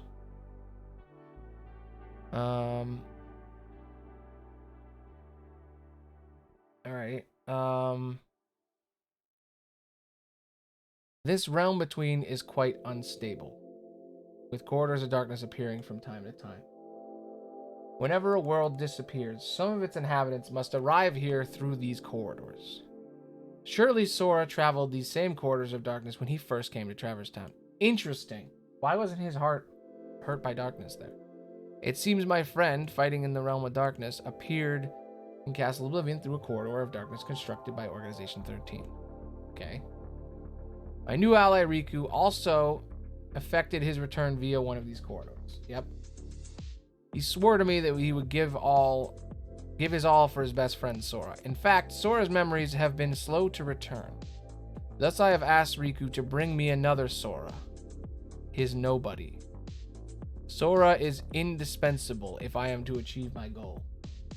I require the Keyblade wielding hero to fly through the realm of light and defeat the Organization 13.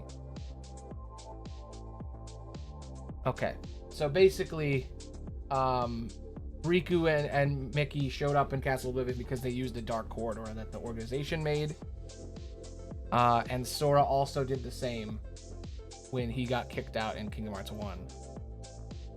Makes sense. Apart from Naminé, nobody's retained their memories of the time as humans. But Sora's nobody, Roxas, has lost Sora's memories. This is likely because Sora's time as a Heartless was short, having recovered his heart and returned to his human form soon after leaving behind Roxas, his nobody.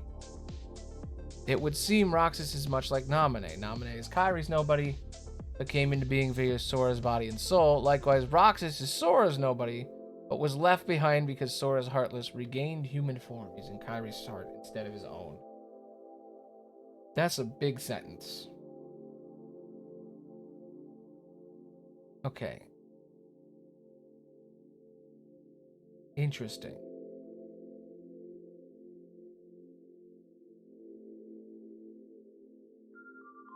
Sora's Heartless regained human form using Kairi's heart instead of his own.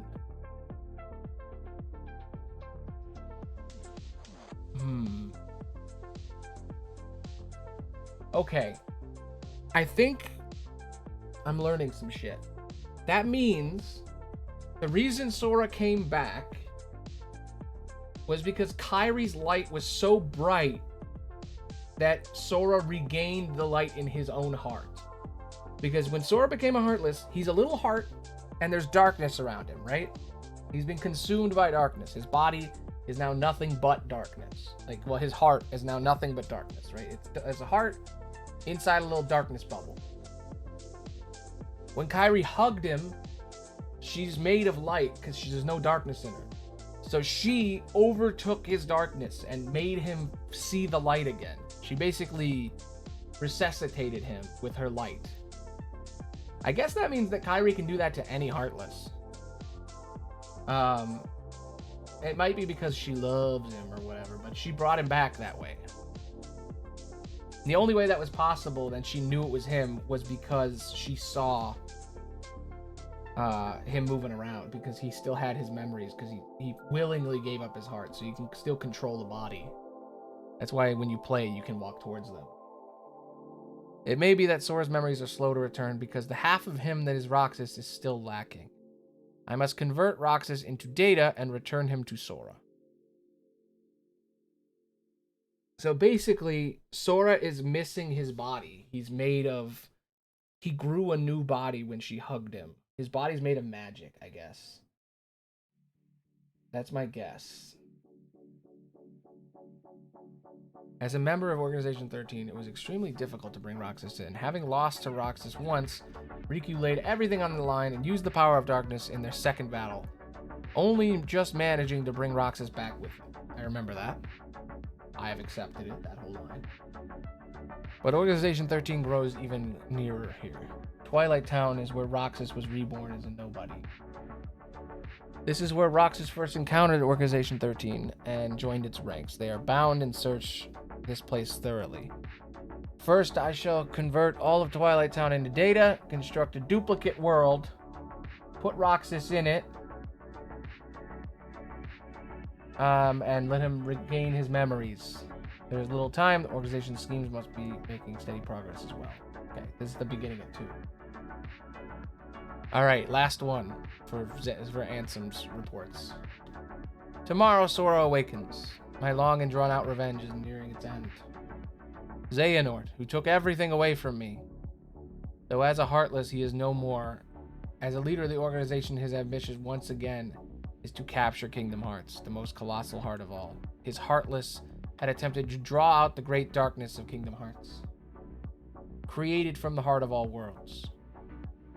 His nobody, however, is almost finished in gathering human hearts to be assimilated into Kingdom Hearts as well. The Fool. Only one mystery remains. Only one, man. How did Xehanort manage to open the door that appeared in the basement of my castle? No, any theory posited now, when everything is nearly a completion, would be meaningless. Well, it was unlocked, right? Didn't he say in his thing that it was unlocked? Roxas, Ansem, Naminé. They defy all logic, yet they are singular exceptions to the rule. The theories proposed by me and the Organization 13 have been blown to pieces by a handful of strong-hearted individuals, Sora, Kairi, and Riku. Ah, yes, Riku. Though his heart has its weaknesses, making it prone to darkness, he found support in the hope he discovered beyond suffering. His hope allowed him to stand his ground and turn the darkness in his heart from an enemy to his greatest weapon. Hell yeah. Power of self-acceptance, bro. When all this is over, it is my fervent hope that he will be able to return with Sora to his island. If I can, I should like to return to Radiant Garden, to look once more upon the beautiful water, the lovely flowers, and the hopeful smiles of the people. Dear King, my friend, I believe that at some point in time you will come across these, my truthful accounts. How I wish I could have chatted with you again. I was a fool, obsessed with revenge. Forgive me. And then he blows himself up later to save everybody. Ansem mentions earlier reports detailing his research into doctors, though he claims that he only wrote the first report, which merely poses his question. The earlier reports are a chronicle of experiences that were only his, such as his meetings with King Mickey. While some can be explained as Xehanort's assumptions of Ansem, which may have led him to pretend to be Ansem's memories as well, it does not explain Ansem's mention of earlier reports, especially because the pages in Kingdom Hearts were called simply Ansem's reports. It is possible that there were other side reports that Ansem wrote between Ansem's Report 1 and Ansem's Report 2.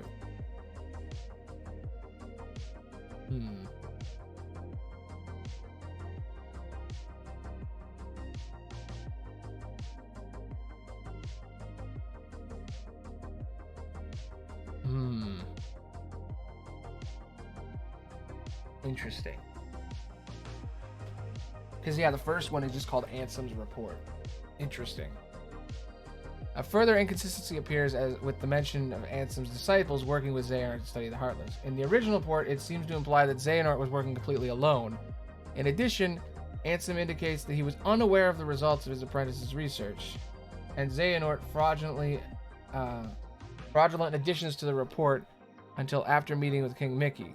While in Mickey's flashback, Ansem mentions many of the topics covered in Xehanort's reports, and Xehanort himself mentions having presented his experiment to Ansem previously.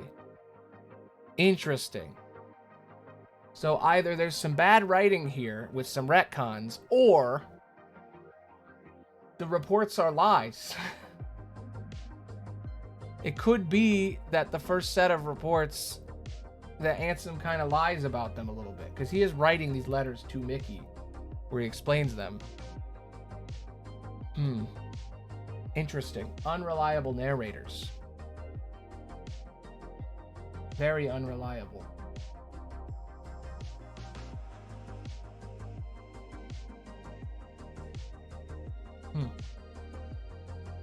All right, well, that's Ansem's report. We've done that.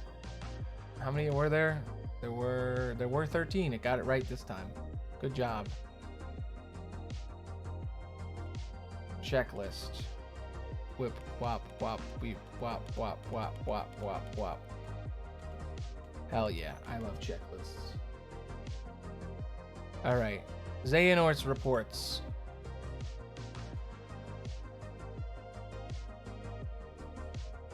We have finished the first page. There are 4 pages.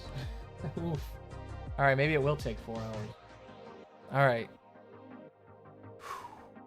I think we should read Roxas's next. Xehanort's reports are, is about birth by sleep. So I feel like let's do Roxas's diary first. Yeah, okay. So, Roxas's diary. This is the next part. Welcome back. Chapter 2, baby. Chapter 2. Here we go. Roxas's diary. Alright. You know what? This is a crazy idea, but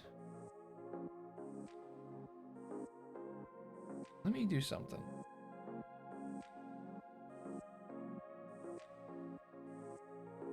Do I still have a card? I have an insane idea. Do I even have it? I don't have a card for it. Wow. Let me add a card real quick.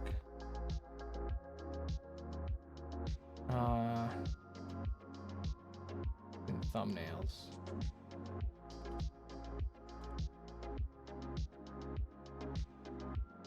I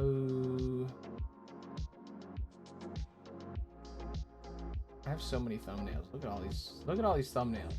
So many. Yeah, you know what? Fuck it.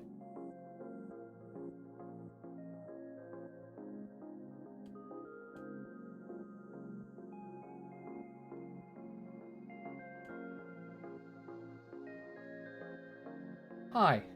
Welcome to the I Hate Reading podcast, the show where I, Aloni, read out loud. Not because I want to, but because I have to. Today was a special episode. Recording this outro at the beginning. I've decided that I've been recording live at the end of my 60 days of Kingdom Hearts. I've been streaming on Twitch. I've been recording me reading all the stuff, and I realized it's perfect podcast length. Like an hour and a half recording. I have a background audio recording, so I can make it a podcast. So this is a special video one. I'm gonna do a sequel right now. The first one is just like Kingdom Hearts 1 and 2. So if you enjoy it, here it is. Flashback to me in 3, 2, 1. Boop. All right, there we go. I'm ending the recording. I'm gonna make another one. Hell yeah, I'm doing it again. I'm gonna do a podcast. You know what? Fuck it. This is kind of a podcast.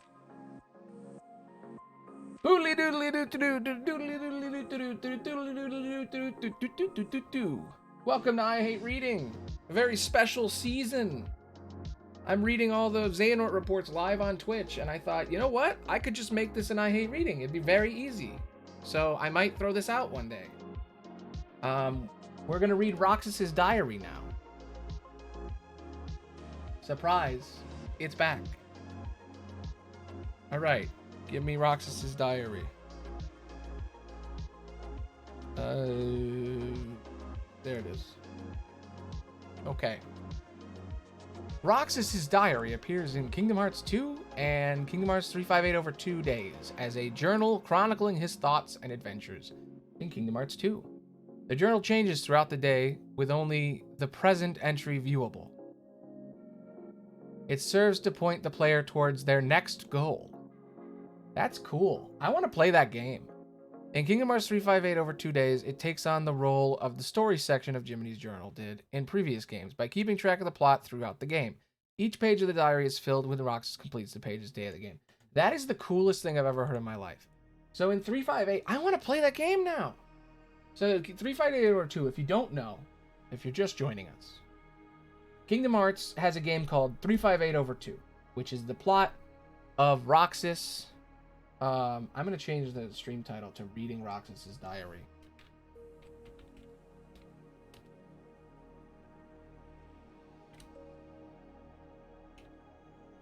Reading Roxas's Diary.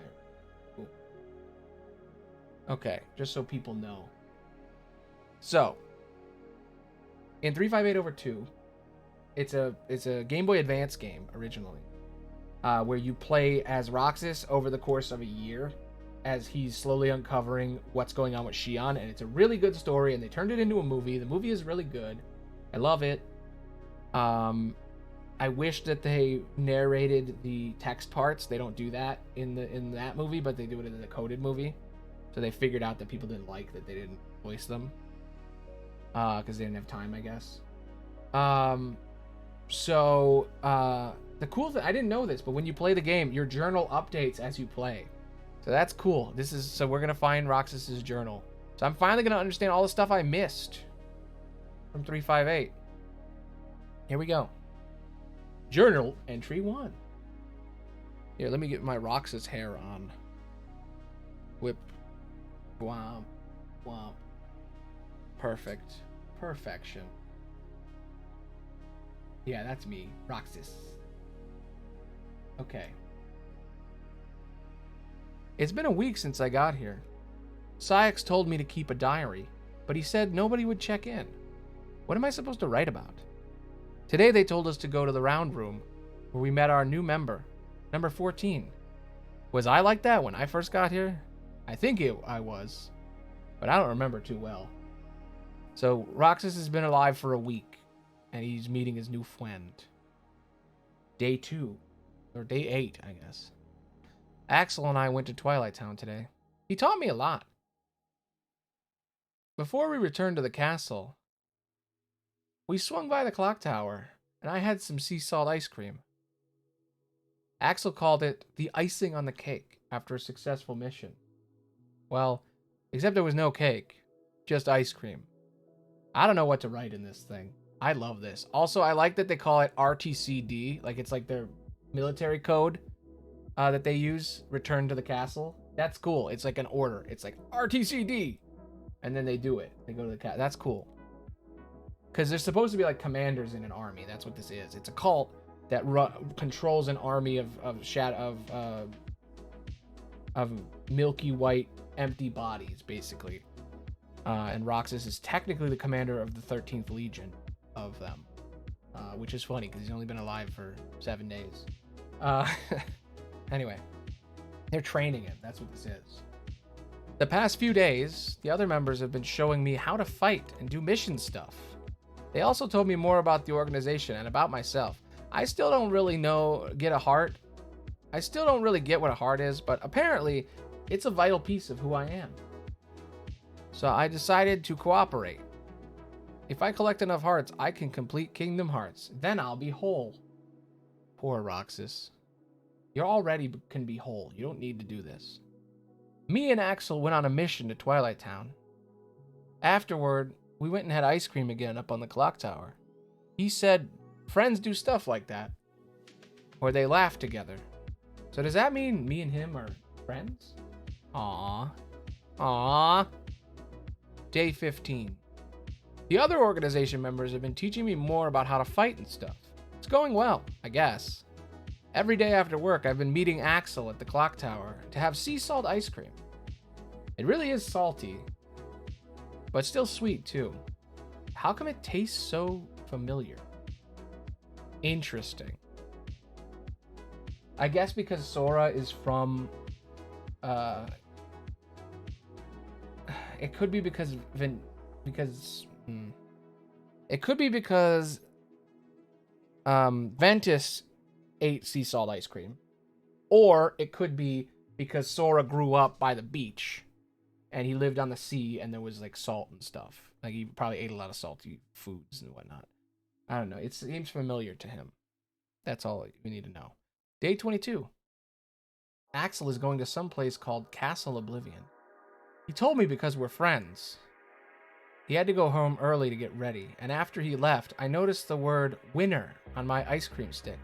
I wonder what I won. I'll ask him when I see him tomorrow. Aw. He went to the frickin' castle on day 22? I thought it was way later. Day 23. Axel left before I woke up this morning. I never got to ask him about the ice cream stick. I was partnered up with number 14 for today's mission, Shion. She wore a hood the whole time and wouldn't say a word to me. Come to think of it, I didn't have a whole lot to say either. Afterwards, I went to and had ice cream by myself. Aw. That's sad. Day 24. I teamed up with 14 again today. We finally talked a little. Shion even said my name for the first time. Afterwards, I had ice cream by myself again. The lady at the shop said you can trade the winner stick for an extra bar, but I can't eat more than one. Aw. Cute. Day 25. Today was my third day with Shion. I've gotten to know a little more about her. That's right, she's a girl with black hair, and she can use the Keyblade just like me. That's right, she's a girl? A girl my age? I took her out for ice cream afterwards, but I'm saving the winner stick. Axel deserves a reward when he gets back. Aww. Shion wants to have ice cream with us from now on. Maybe we'll be friends. Aww. This is the cutest shit I've ever seen in my life. Day 26. How long? I only remember part of this day. I heard somebody sent to Castle Oblivion was terminated. Uh-oh. Uh-oh. Sayek said it may have been Axel. No! Axel's not dead. I tried to ask Zigbar about it the day of the mission, and he said nothing's left of nobody's once they're gone. Because we have no hearts to leave behind. I don't remember much after that. They say I collapsed and I wouldn't wake up. Oh shit. Day 50. So it's been a while. It's been like 20 days. 24 days. Shion's seashells. I must have missed a lot. It's like I had the longest dream. I woke up to find a bunch of seashells by my pillow. I counted them, one for each day that I was asleep. One for each day they said I was asleep. I'm wondering who left them here. But then, when I got to the clock tower, Shion gave me another one. I held it to my ear and could hear the ocean. Why did it sound so familiar? I wonder why. The stuff I dreamed about felt strangely familiar too. I remember being in a white room with somebody the same age as me, wearing red robes, and then he sort of disappeared into white, and there was a girl's voice. She said, I knew I'd be snoozing. Why would she know that? The voice was a little like Shion's. The stuff I dreamed about was strangely familiar too. I remember being in a white room with somebody the same age as me, wearing red clothes. And then he sort of disappeared into white, and there was a girl's voice. Interesting. Day 51, annihilated. It sounds like the worst has come to pass. The whole CO team wiped from existence. Damn. It's hard to come to grips with the idea that Axel is gone. I feel choked up. I don't know what you'd call it. I've never had this kind of sensation. I went up to the clock tower to have ice cream, but nobody else showed up. He's feeling sad for the first time. Also, they told him the entire Castle Oblivion team was dead. Interesting. Day 52, ice cream alone. I sit up on the clock tower, but no one comes. Not Axel, not even Shion. That weird lump in my throat won't go away.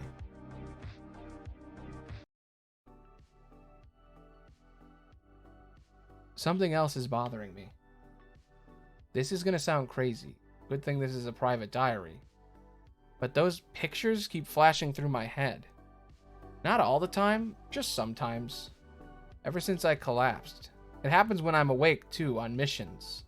So I don't think it's a dream. Where are those pictures coming from? Interesting.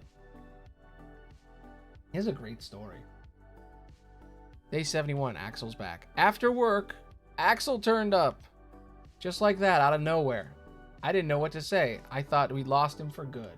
Aww, he's alive. He's alive. We went to the clock tower and talked for a while. I told him about Shion. The choked up sensation has gone away. Aw, he's not sad anymore. Day 72, ice cream with Axel. Me and Axel went to Agrabah. He seems different now that he's back from Castle Oblivion. Ice cream was just the two of us today. I wonder when me and Axel and Shion will get to have ice cream together.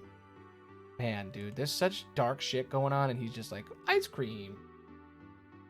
Day 73, where's Shion? After I finished my mission, I wanted the three of us to have ice cream, but I couldn't find Shion. It's been at least 10 days since I've seen her. Axel said he'd ask Sayek what's going on. Speaking of Axel, I didn't see him at the clock tower today. Interesting. That's when Axel goes and asks, and he's like, who is she? What's going on with Shion? 74, the three of us. My job today was to help Axel find Shion. It turns out she had gone missing, but we managed to find her. We finally got all the ice cream. We finally all got to have ice cream together, which was nice, but Shion can't use her Keyblade anymore. Axel says friends help each other out, so I'm going to go on missions with her until she remembers how to work the Keyblade herself. Man, when you read it from Roxas' perspective, like shit, man. You really forget how like much of a kid he is, because he was literally born like he's only 75 days old here, and it's like, damn, dude. Axel's like hiding shit. He's like, hey, why don't you guys just work together? Definitely not like you're gonna get murdered if you don't. Like, damn, dude. Day 75, inseparable. Me and Shion are working together now. The genie we met in Agrabah said he and his friend Al are inseparable. Axel told us best friends can be inseparable, even if they're not always together. But it sounded like it sounded like he wasn't too sure about it himself. Damn. Perceptive. I thought Axel knew everything. Oh well. That reminds me, those weird pictures flashed through my head again while I was in Agrabah. The guy in red I wrote about before. He's been in Agrabah. Has he been to Agrabah or something? Who is this guy in red? I don't remember. Is it Diz? You keep seeing Diz? Day 94, Kingdom Hearts. Xemnas summoned us. Nothing he says ever makes sense to me. He showed us Kingdom Hearts, a big heart-shaped moon. Oh, there we go. A big heart-shaped moon floating up there in the night sky. He said the human heart will never have the power over us. Great, I guess. So why are we trying to get hearts again? Axel said I'll understand better once I have a heart, but I'm not so sure. Man, they're getting so played. Day 95, my past. I went to Agrabah today with Shion. We make a pretty good team now. Afterward, me and her and Axel talked about us and the other nobodies. Man, I love that he like me and her and Axel talked about us and the other nobody. Like it's like a teenager wrote that, you know what I mean? There's like it's got so many ands in there. Like you'd add commas and shit if you were older. The ones who make it into the organization are powerful enough to keep their memories. But me and Shion can't remember our pasts. What was I like? Interesting. Day 96, out of trouble. Today's mission was with Shion in Beast Castle. I was tired. I tried loaning her my Keyblade, and she had no problem using it. That meant I had to fight without it, but we got the job done. Afterward, Shion remembered how to summon her own Keyblade. So I guess we're out of trouble. When we were done, we all had ice cream together. Aw. We're almost there. We're a third through. Every day after work, the three of us have been going to our place at the top of the clock tower to have ice cream. We don't talk much about it, but I wouldn't miss these conversations for the world. I wonder if Axel and Shion feel the same way. Do the other organization members have their own routines? It's hard to picture. Huh. I never thought about that. Do Saïx and Xigbar and Demyx hang out? You think like Demyx and Larxene obviously hate each other. So like do they like, is there like a vending machine where they awkwardly stand near each other and they're like, I'm just trying to get my snacks. Please leave me alone, Larxene. Larxene's such a bully. Day 117, special nobodies. Today, it was me and Xigbar. Axel and Shion went out on their own mission. Xigbar told me that Shion and me are exceptional. You know, like special nobodies, because we can use the Keyblade. Work dragged on late, so I didn't make it up to the clock tower. I wonder if Shion and Axel made it. Those pictures started flashing through my head again on the mission. The boy in red. What's it all about? Maybe when Xigbar called me a special, he meant crazy. Maybe when Xigbar called me special, he meant crazy. Okay. Seriously though, is Shion experiencing the same thing? It feels weird to ask. You gotta ask, man. You need to compare. You're so confused. If you guys just like all sat down and just talked about how weird the organization is, you might be okay. Day 118, vacation. Today was my first vacation ever. I didn't know what to do with it. Axel said to do what I like. But all I like is having ice cream with my friends. So that's what I ended up doing. Aww. That's so cute. He doesn't know what fun is. Like he doesn't even know how to have fun. His fun is hanging out with friends on in the tower and just looking out at the sunset. Axel leaves tomorrow for some kind of mission, which reminds me, I still haven't gotten him the winter stick yet. Man, that winter stick is such a good plot piece. Like, such a cool prop, because it's like he's holding on to it and he's like, oh, I'm gonna give it to him. Like, it's such a cool little writing choice to have that thing. Day 119, something to protect. Axel has been gone forever. It's been just me and Shion at the clock tower. While me and Zaldin explored Beast's castle, we found something he wants to protect. Zaldin says that it's a weakness, but I'm not so sure. What does it mean to care about something that much? I don't. So it's hard to wrap my head around the whole idea. You do, Roxas. I mean, I guess Beast loves Belle way more. Like, you've never experienced that kind of love. But, man. Oh, it's been a while. Day 149. Winter. This has been like 30 days almost. Today's mission took me to a new world. It was a weird place. I was up on the clock tower afterward when Axel turned up after being away forever. He said he finished a long mission, but this time Shion didn't show. Oh no. I was going to give Axel that winter stick, but I should wait until I get another one. Wouldn't be fair to leave Shion out. Aww. Day 150. Day 150. Too precious to lose. Shion didn't come to the clock tower again today. She and Sykes had some kind of argument. Axel and I talked for a while about things we can't bear to lose. Axel thinks that for nobodies, it's our pasts, because that's all we have to remember, the pain of losing something. That's all we have to remember, the pain of losing something. The pain of losing something. I don't remember my past, but the idea of losing the present, Axel or Shion, scares me. Interesting. Starting to understand fear and loss. Day 151. What makes us different?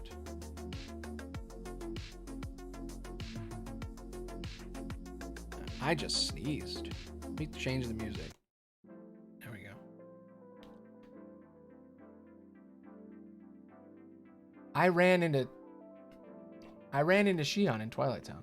I guess she messed up the mission pretty bad the other day, and it's been bugging her. We went up to the clock tower afterward. She said me and her are different, which was pretty obvious if you look at us, but I don't think that's what she meant. I don't think she meant she girl, me boy. I think it was something more complicated than that. A lot seems to be on her mind, and it's not the same as what's on mine. She's dealing with a lot more shit than me. I'm a cishet white boy, and I got nothing wrong in my life except for just, like, being in a cult. Day 152. I don't get it. I think Shion might be mad at me, but I don't know why. Axel says girls are complicated. You can't press the wrong buttons. Like, I'm supposed to know what the right ones are. Oof. Day 153, no taste for it. It's hard spending time with Shion, and Axel seems busy too. I've been having ice cream alone, but it's just not the same. All I taste is the salt. My hands get all sticky. It's like I'm going through the motions of eating it just so I can throw the stick out and get on with my life. I must have had about 100 of these things, and I still haven't found another winner. I never did find a way to ask Shion about the pictures that go through my head. I don't really know what to do about anything right now. Damn, dude. That's sad. Oh my god. Day 171. It's been another 20. What's love? On my mission at Beast Castle, Zaldin told me about love and the special power it has over people. I tried to ask Axel about it, but his explanation didn't make any sense to me. Every time I ask him about that kind of thing, he tells me I need a heart to understand. But it's like he's dodging the questions. Yeah, I wonder why. I wonder why he's dodging the questions. Like, I don't want to explain what love is to you, Roxas. I got my own shit to deal with, okay? Sykes won't talk to me anymore. Day 172, Shion collapsed. Shion failed her mission and now she's in a deep sleep. I thought they were lying to me when they told me. But I went to see her. She was really just asleep. I left a seashell by her pillow, just like she did for me. Aw. Saïx hates her. I don't know why. Maybe he knows more about her than the rest of us do. Those pictures flashed through my mind again on today's mission. The same boy in red as usual. Oh, I'm dumb. The boy in red was Sora. I'm dumb. He's like, there was a kid my age that appeared, and he wears red. And I'm like, Diz? No, it was fucking Sora. I'm dumb. I guess I've been to Wonderland. I guess he'd been to Wonderland. I'm still trying to figure out what it is I'm seeing. Day 173, picking up the slack. I've decided to work harder while Shion is asleep to pick up some slack. Axel said he asked Saïx about her, but no dice. He did say that Saïx was having second thoughts about calling her broken, though. Interesting.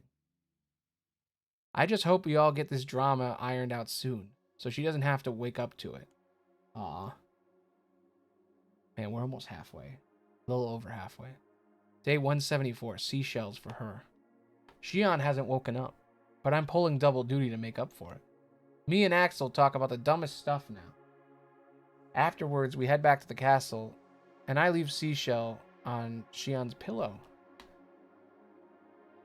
It would please me to see her smile when she finds them. I would be happy if I saw her smile from it. Aw. Those pictures flashed through my head again in Neverland. And when I flew, it felt like I'd done it before. Has this guy in red flown before? Is that it? He's starting to understand. Day 193, best friends. This is 20 more days. Shion's awake now. The three of us were going to go get some ice cream after our mission, but she passed out again. So we had to take her home. I talked with Axel in her room until she woke up. He said the three of us were best friends. Inseparable. Aww. It's interesting how they do the 20-day skips when sad things are happening or when happy things are happening. Because he doesn't have time to write his thing. Oh, hey! Vanna! Welcome! I am reading all the journals from Kingdom Hearts. I'm on Roxas' diary right now. This is my last stream. Going on a vacation for 2 weeks after this.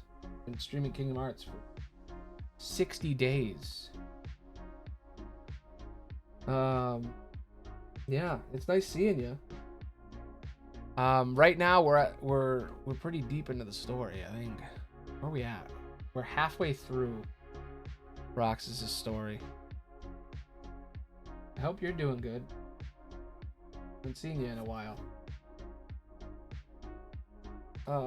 But yeah, I've been playing Kingdom Hearts for so long. It's my life now. Finally free. Oh, my throat's getting tired. I'm only halfway through all the logs, and we're 2 hours in. It's actually kind of perfectly timed. But yeah, so far in the story, Roxas is dealing with a lot of stuff. His friend just went into a coma. He went into a coma, then his friend went into a coma, and now she just woke up. So yeah, he picked up slack, and then she woke up, so. Okay. Shion's awake now. The three of us were gonna go get some ice cream after our mission, but she passed out again. So we had to take her home. I talked with Axel in her room until she woke up. She said the three of us were best friends, inseparable. Oh, he said that. I just read that. I reread it. But yeah, I hope you're doing good, Vanna. Feel free to listen to me ramble. I'll read the chat when it pops up and respond and stuff. Between diaries or whatever. Even far apart. We all started going back to our usual spot after work. Sometimes Axel and Shion are there waiting for me. Other times, I get there first. Things have gotten busier for us, so we can't all make it every day. But even if they're not there, at least now it seems like we're together again. I wonder if it seems that way to them, too. I forgot to ask Shion about pictures in my head again. It was the same kid in red. Who is he? What does he have to do with me?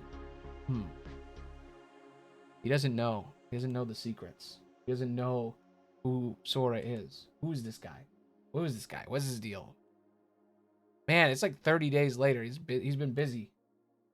Day 224. We're almost done. We're like almost at the end. Wow. What's gotten into her? I think something's wrong with Shion. She's not feeling well again. Axel said we should all go down to the beach next time we're on vacation. I think he senses something's wrong, too. That's why he suggested the beach, to make her feel better. Uh-oh. Shit's getting real. Something must be wrong. Day 225. Okay, now I'm really worried about Shion. I told Axel, but all he said was that she'll get through it. He knows something is wrong. I bet he's just telling me that to put my mind at ease. Well, it's not working. Where am I going on vacation? Nowhere. I'm just not streaming for 2 weeks.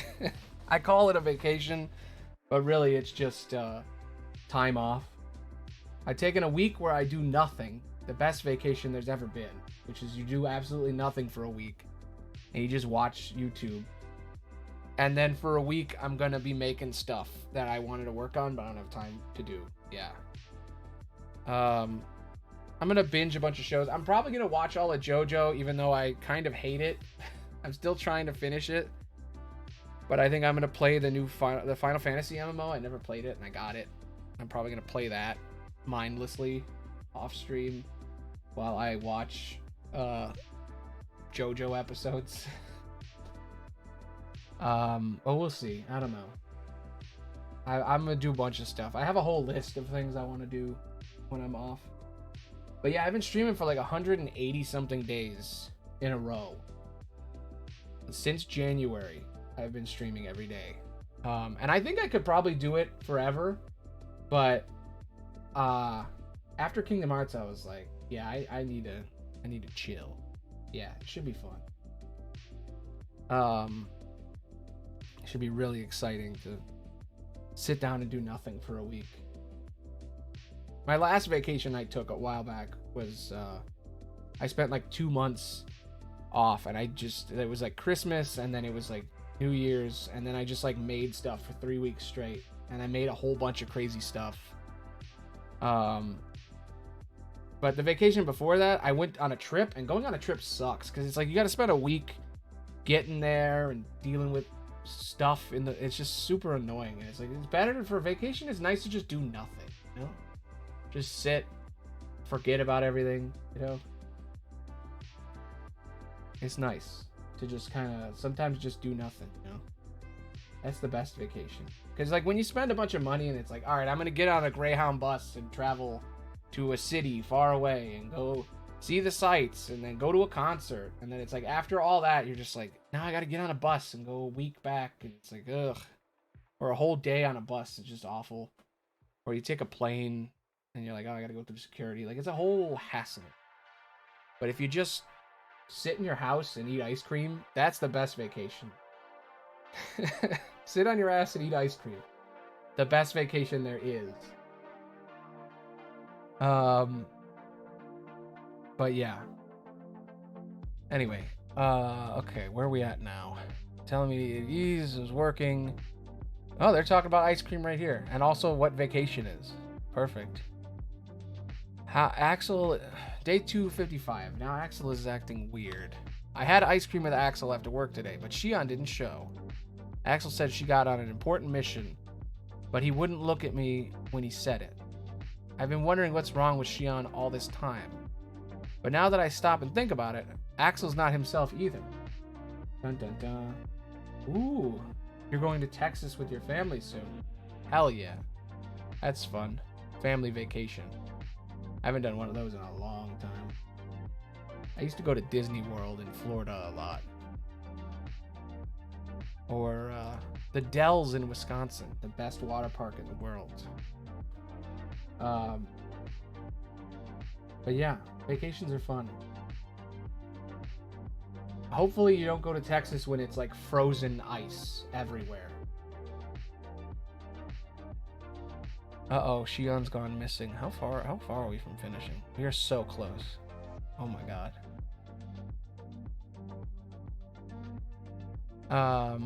Day 256. Shion gone missing. Shion has gone missing, but nobody said anything about her being hurt.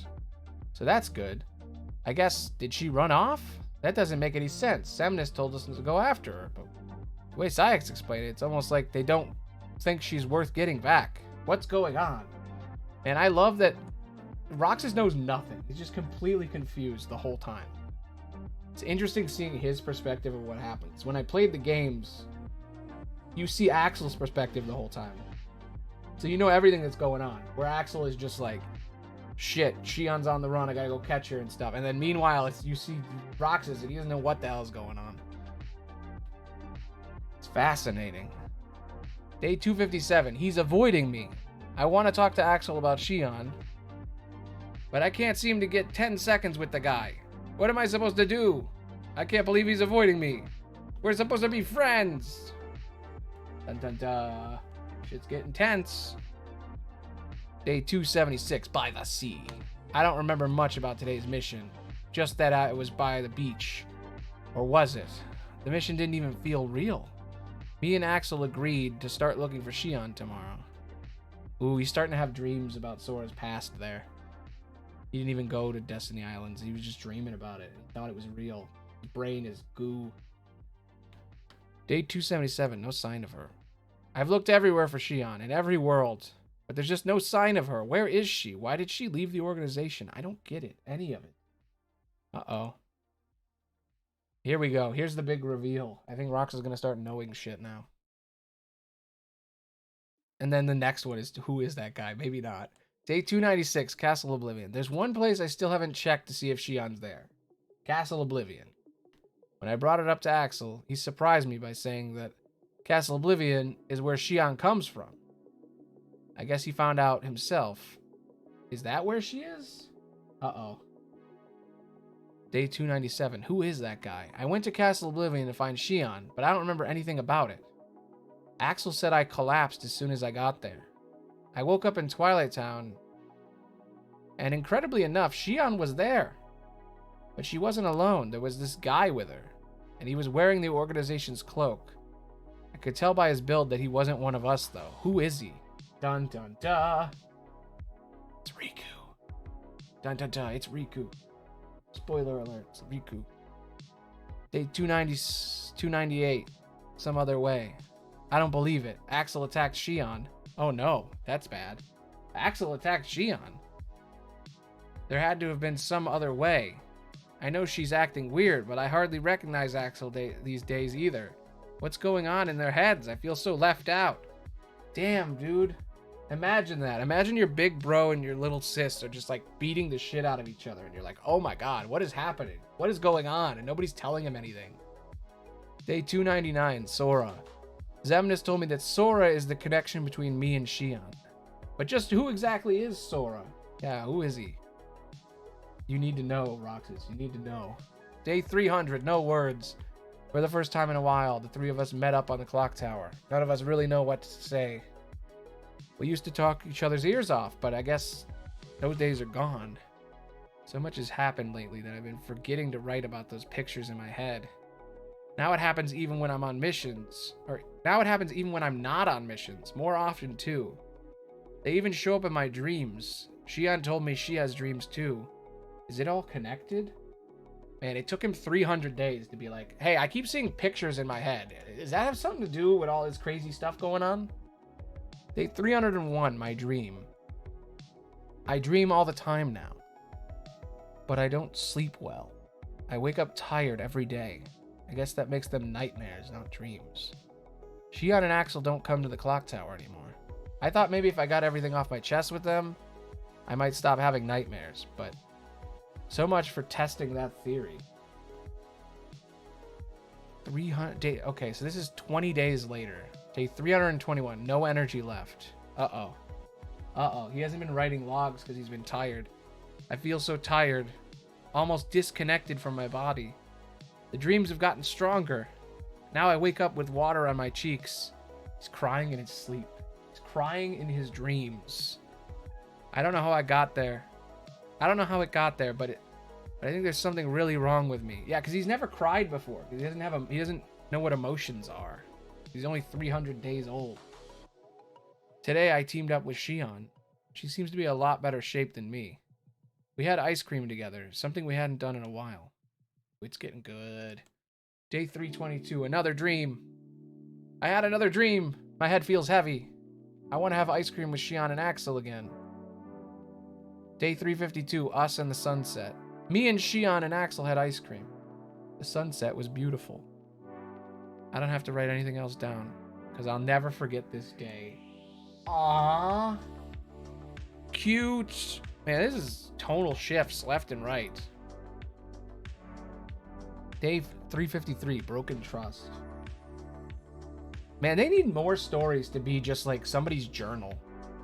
Fucking good. Some good reading. Nomura knows how to write. He wrote this in Japanese, by the way. And this is in English, and it's like, man, the translation was good. Like, what was the Japanese like?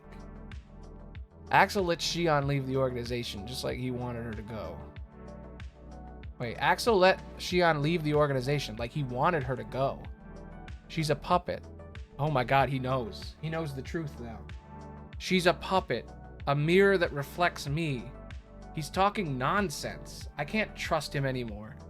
None of this makes any sense. What do you mean she's a puppet? What are you talking about? A puppet? Day 354. Who am I? I don't understand the organization. I don't understand Axel. I understand myself least of all. Why do I keep coming back to the castle? Me and Xion are special, connected by Sora. If she's a puppet, maybe I am too. I don't know who I am. I don't know what I am. Am I a puppet? Am I a person? What am I? What am I? Day 355. I am. I have known who I am. I am done with this. Ooh. Day 357. 3 again. I'm going to set Kingdom Hearts free and find my way to Sora. I'm going to get Xion back, and the 3 of us will have ice cream together again. I know it.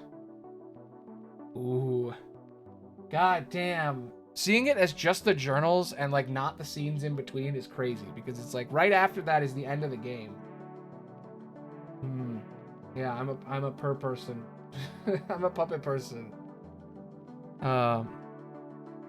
Yeah, so Xion is like she's like Pinocchio. She's a puppet that they made a real person. And Roxas is the leftover remains of what Sora was when he got killed. So Roxas doesn't know what's going on. Xion's a puppet. He's a freaking half person. Shit's crazy. I think it's now there's the Kingdom Hearts 2 stuff, which is after they wipe his mind. Yeah, I'm a real boy, basically. It's really sad the end of 358 because like Xion makes him attack her. Like she attacks him so that he'll fight her back and he'll kill her so that she can go back to being part of Sora just like he is. And it's like reading these logs, it's like you can really see how fucking unbelievably confused Roxas is the whole time and how much of a kid he is. Because you never really think about it because he's like freaking Jesse McCartney playing him or whatever. But he's like, he knows nothing. He's like the most innocent person alive. He has no idea what's going on. He doesn't know who he is. I understand why so many people think 358 is their favorite game. Because when they were a kid, they played that. And like every time you beat a level, you get one of those journals. So it's like you really are him, you know? Like you don't know what's going on and you're just killing bad guys every time. You're just pressing X on your Game Boy Advance to kill bad guys. You're just pressing the A button over and over again. And then every like 2 days you see a cryptic message about how like either they had ice cream and it was fun or like his friends are murdering each other and you're like, oh my god. Alright, well it was nice seeing you, Banna. I hope you enjoyed that weird me rambling reading a story that you don't even know about. But it was nice seeing you. I'll see you in 2 weeks. We're going to be playing D&D when I come back. That's the plan. So it'll be very fun to watch. I'm playing all the characters. It's going to be very weird, very cool, experimental stuff. Basically, every week I'm gonna go to it's gonna be Kingdom Hearts theme. We're gonna go to a different world, and we're gonna make fun of Disney worlds. So there's gonna be somebody that's like a parody of a Disney world, and then it's gonna be cool. It's gonna be fun. It's gonna be parody of Kingdom Hearts, but like D&D. So you don't even have to know what Kingdom Hearts is to get it. It's just gonna be very fun. Basically D&D, but in different TV shows and movies. It should be fun. We'll do it for like 2 weeks, and then we'll probably do something else. But anyway, see ya. Hope you had fun. All right, Kingdom Hearts 2. Second day. First entry. Okay, this one's real short. Now, I already read this on the podcast before, but I'll read these little bits because it's very quick. Hayner's plan was for everyone to earn money on the beach by doing odd jobs. Meet at the station and find some money. Okay, this is just like the goals that you get. These don't really matter. Yeah, none of this is important. I guess I'll read it just in case there's something hidden in there. All right, real fast. Speed read. So yeah, basically, Xion and Axel, they found out about the truth. Then eventually they fought each other because Xion kept running away. And now Roxas is dealing with the fact that he doesn't know what's going on. And then at the end, he realizes all the truth, that it's all lies and bullshit, and he runs away. And he fights Riku, and he gets his mind erased. So, here we go. Hayner's plan is for everyone to earn money on the beach doing odd jobs. Day 3. When I first got to the usual spot, I found a note of Hayner telling us to all meet at the station. It looked like he was going to try that trip to the beach today. Head for the station. I was surrounded by monsters when I heard the girl's voice telling me to use the Keyblade. That's when I found myself in an unfamiliar place bathed in light. Day 3. When I defeated the shady creatures with the Keyblade, the treasure chest appeared. After I opened the treasure chest, a huge door appeared out of thin air. The 4th day. Wow, it already skips the 4th day. Hayner and I are on speaking terms, but at least, but what happened yesterday was kind of... What happened yesterday kind of soured things between us. Soured things between us. That's it. What happened yesterday kind of soured things between us. Still, the tournament is about to begin. After reviewing the tournament rules, the first round was underway. I bet Hayner had advanced to the next round, but something... I beat Hayner and had advanced to the next round, but something about my opponent Vivi seemed a little off. Despite being tied up in some bizarre goings-on, I somehow managed to win the tournament. Now I get to face the champion. Summer vacation is almost over. We decided to investigate the 7 wonders of Twilight Town for our school assignment. There wasn't much to the mysterious stone steps after all, so we started investigating the rest of the 7 wonders in the terrace. To get to the bottom of our next wonder, the Ghost Train Mystery, we set out to Sunset Hill. My friends didn't want any part of it, so I went to check out the last of the 7 wonders, the Haunted Mansion, alone. I showed up to the usual spot, but my friends didn't seem to notice I was there. I couldn't even touch them. We're already on day 6. The town seemed different somehow, too. I was fighting with Axel, who had shown up again when I heard a voice, Roxas to the mansion. The enemies threatened to drive me into a corner, but I relied on the memories that were coming back to me and used the Keyblade to unlock the gate.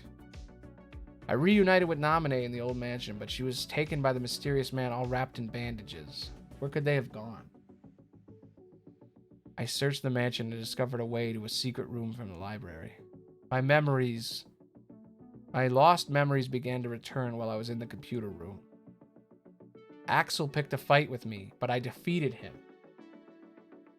Let's meet him again in the next life, Axel said as he vanished into a dark hole. Journal entry 8. Donald and Goofy were sleeping peacefully inside their pods. A door led even further in. Go into the mansion's deepest core. And he went in, and he said, I guess my summer vacation is over.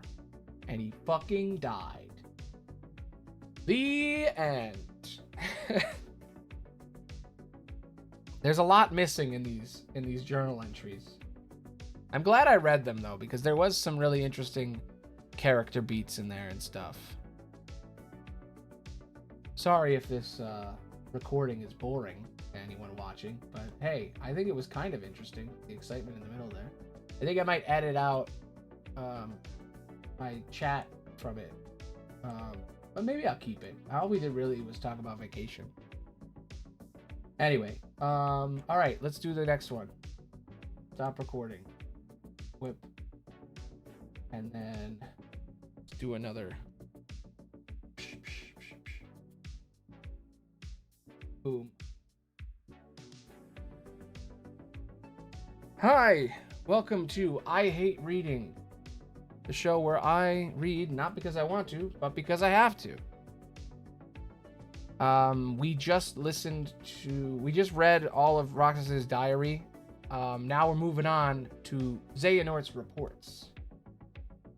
Hell yeah. Let's go. Xehanort's reports are where it's at.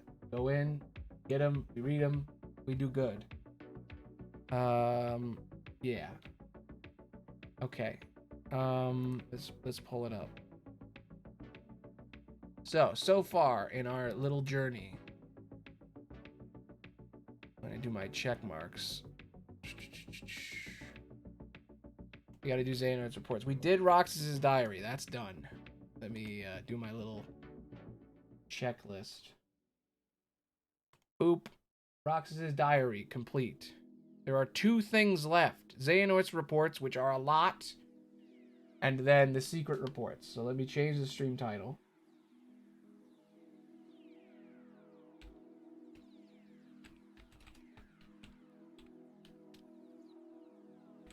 Reading Xehanort's reports. Okay. Xehanort's report is a multi-page report written by Master Xehanort, whose pages are scattered through the worlds of Kingdom Hearts Birth by Sleep. Every report in the game is collected before the player can unlock the final episode. I remember that. It was very annoying. Though each page can be obtained by a special character, like Ansem reports, the full text of Xehanort's reports is listed within the hero's journal. Okay, so there's a letter, and then there are 12 reports, just like the other games. I don't think there are secret reports in this one. I think they're all on the table. The secret reports were just Ansem the Wise's stuff. So let me change my hair back to blue. Blue. Okay. My throat is so tired now. All right. Please accept my deepest gratitude. Actually, this is old Xehanort's. This is Leonard Nimoy. I can't even do that voice. Please accept my deepest gratitude for the invitation to witness your pupil's ascension to the office of true Keyblade Master. Oh, by the way, this is in the past. This is a prequel before everything else. It was a heavy mantle our master placed upon your shoulders, naming you successor. But you have nonetheless persevered and raised 2 masters yourself. I know it cannot have been easy. Man, it's hard reading this after having read Roxas's stuff. Very different writing style. I did you terrible harm in the past over a petty difference in opinion. And just a few years ago selfishly thrust my own burdens upon you. Damn. I think of you like a younger brother, and yet, fool that I am, I have never availed myself of countless opportunities to apologize or thank you for opening your home to that boy. Yet not once have you blamed me. On the contrary, you are inviting me to such an important ceremony. I intend to be there to offer you all my blessings. Man, Eraqus really cares about Xehanort. Like, he's totally, even though Xehanort scarred him, it doesn't matter. Our master chose his heir wisely. Ours is a bizarrely ironic task, to watch over the light from the shadows. But in the face of that, the warmth in your heart and unfailing dedication to the light impresses me to no end. This feels like lies. I have been wandering the world, I have taken to wandering the world, and it's seen much darkness hiding in the light. Lately, I fear that it has taken a turn for the worse. Perhaps Yen Sid has already told you about the unversed. These fledgling emotions derive from negativity, and I can now sense their presence in nearly every world. Yeah, because you put them there, bro. And on the topic of darkness, we must speak of another matter that concerns me. One related to the upcoming ceremony. When I visited several years ago, your pupil Terra drew my attention. His power is immense, to be sure, but within his heart you can see darkness just waiting to be awakened. I know this is none of my business, but I have reservations about welcoming Terra as a true Keyblade Master without taking certain precautions. The traditional examination, perhaps, to see if he has the mark of mastery. The choice is yours, and I will humbly respect your decision. Take care. I eagerly await our long overdue reunion. Man, he is playing him hard. He's basically saying, hey, yo, that guy Terra, he's got a pretty hot bod. I want it. What's up, bro? I'm going to take over his body. How about you just, like, make him do a test? Have him do a test. I know we haven't seen each other in years, but hey, you should make him take a test. And then Ericus was like, you know what? That's actually a good idea. I'll do that. All right. Much time has passed since I left my home of my youth behind. And in the myriad worlds I have since visited, I have gained much knowledge. On these pages, I intend to record a portion of that knowledge and put the course of my life to paper. Ooh, this is good. This is pre-Dark Road, too, so this is some good shit. Upon reflection, my life underwent the most considerable sea change. When I arrived at this place, yes, it began when I found a master, and another I would call my brother, when I found a new home. Then there was the Keyblade. For what purpose was it begotten, and by whom? During my training as one of its wielders, the precepts offered a clear answer. The Keyblade existed so that we who watch over the light could protect the world from the shadows. Interesting. But was that the true answer? Could there not be more than that? My heart sought knowledge, so I sometimes visited other worlds, though such travel was forbidden unless duly required. And I found what my heart sought. Ooh, he's a sneaky little guy, sneaking around. Our master instructed us to don armor while traveling between worlds, so that we might shield ourselves from the darkness. But there, in the lanes between, I could feel the force of it, the power, and from then on, I forewent my armor's protection. I had been told the darkness would devour me, but what terrors could it possibly hold? So long as I found the strength to control it. The world is vast, and the worlds within the greater world uncountable.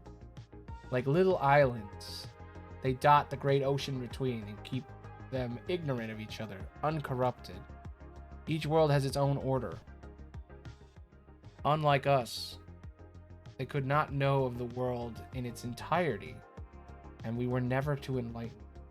So basically, there's a bunch of worlds, and we're not allowed to tell them about it, about other worlds. Alright, in ancient times, no such buffers kept the larger world divided. There were no walls of light encroaching each smaller world the way they do today. Nothing prevented one from physically interfering with the next. It was all one world. At the time, the world was filled with light and many great Keyblade wielders, but without buffers, the worlds began to squabble over ownership of the light. You see, they learned the Keyblade's true use. The war broke out as each of the Keyblade wielders struggled to lay claim to an almighty entity known as Kingdom Hearts. Kingdom Hearts could be described as an aggregate of hearts. Worlds, too, have hearts, just like people. Each world's heart is connected from sight. Is concealed from sight beyond a hidden door. By gathering all the hearts of all the worlds in a single place, one may complete Kingdom Hearts. So yeah, Kingdom Hearts is just all the hearts from all the worlds squished together. And when Kingdom Hearts is complete, it is said the one who opens the door will bring about the creation of the next world, such as the feat above any human. Or to put it a different way, whoever opens the door reborn is something far greater than human.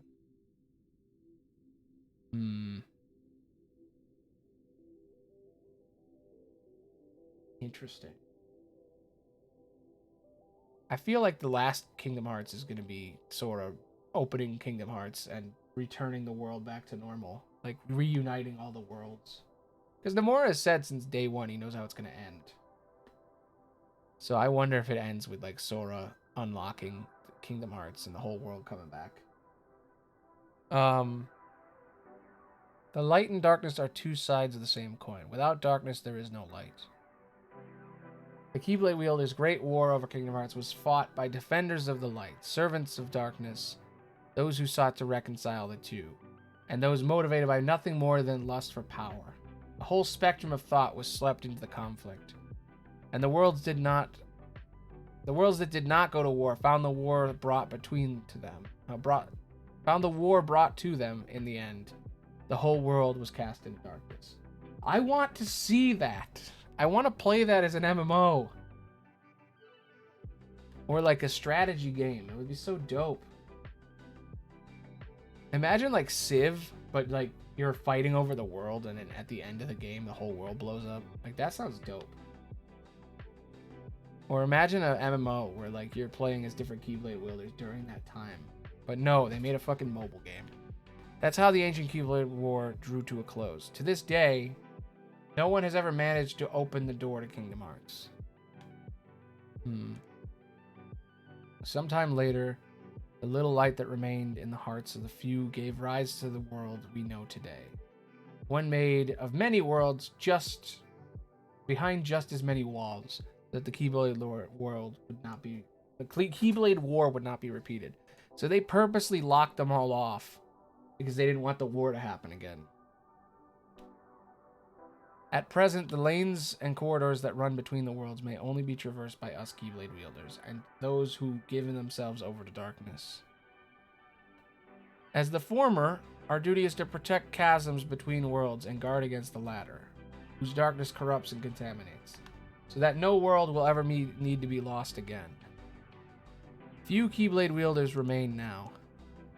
I have heard of but a handful of others outside my circle, but the world is vast, and more of our kind may be out there. Now, in addition to the realm of light in which we reside, there is also a realm of darkness, and a realm between which connects the two. The realm of darkness is most forbidden, and I am told none who set forth there have ever returned. What is the realm between? Because I've heard that the land of departure exists in the land between, because they say that, or that Castle Oblivion is in between. So is the world between just space? Not really sure. Xehanort's Report 6. There are 3 families of Keyblades. The Keyblades of Light we wield, the Keyblades of Darkness, and the Keyblades of Heart. Interesting. Keyblades of Heart. There's more than one.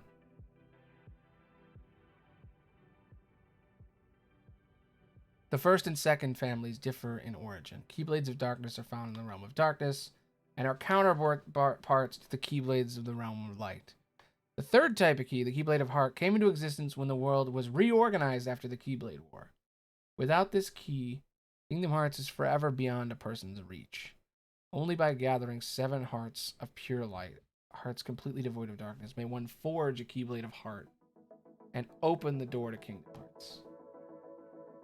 And as stated before, opening this door arguably gives the person control over all worlds and all people. Okay.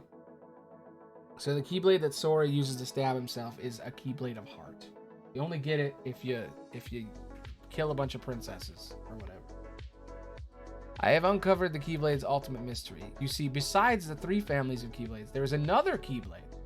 While it may sound to be the same when spoken, it is notably unique. Keyblade. And no mistake. While it resembles a normal Keyblade, it is something altogether different. Keyblades are said to be man-made counterparts to Kingdom Hearts. The Keyblade, however, coexists with Kingdom Hearts. It is not only forged when 2 hearts of equal power intersect, one of pure darkness and one of pure light. At the same time of its forging, Kingdom Hearts appears. It must be noted, though, that this Kingdom Hearts is special. Unlike the kingdoms brought about forcibly and artificially through the collection of hearts, this Kingdom Hearts is a perfect and complete union of all the world's hearts. Surely it was over this that the ancient Keyblade War was fought. If so, the walls that divide the worlds today are of little consequence. With the Keyblade, the Kai Blade, all their hearts could be instantly reunited, and the Keyblade War refought. Okay. So, there's a lot being said here. So he's saying, unlike kingdoms brought about forcibly, which is Kingdom Hearts 1, or maybe 2, and artificially, that's the same thing. That's what happens in 2. They're building a Kingdom Hearts forcibly and artificially by collecting hearts and putting them together. They're making a fake Kingdom Hearts.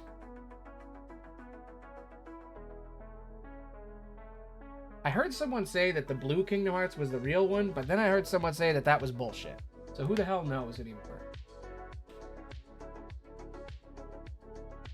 But alright, so his goal is to this is always been his goal. I've known this. Xehanort's goal is to rebuild Kingdom Hearts so that he can control the universe and reset everything. He's going to bring everybody back who got killed in the war, and then he's going to have them all fight each other again.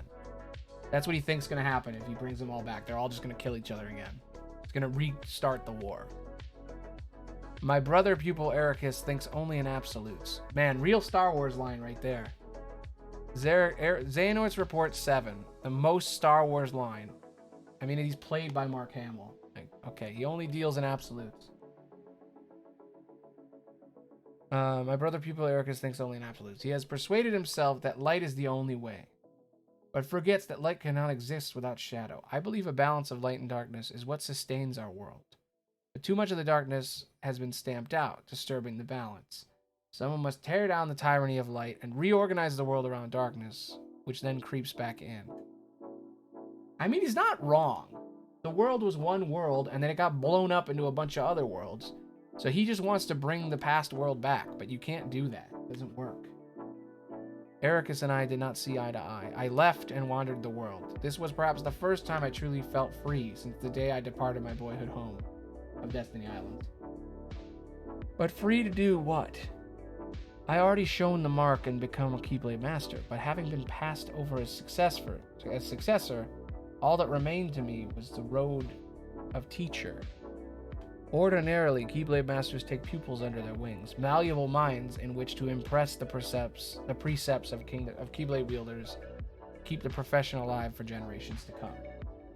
So it's like a Jedi student thing. It's like a Padawan thing. It's like you got to teach somebody else how to use the Keyblade so it continues. Was my time drawing to an end then? After all I had accomplished since casting away that place of my birth. Surely waiting for a quiet death would not do. Not when there was still so much I needed to see for myself. Powers help me, I thought. My body is so old. He wanted to do more. Wasted all his time. Number 9.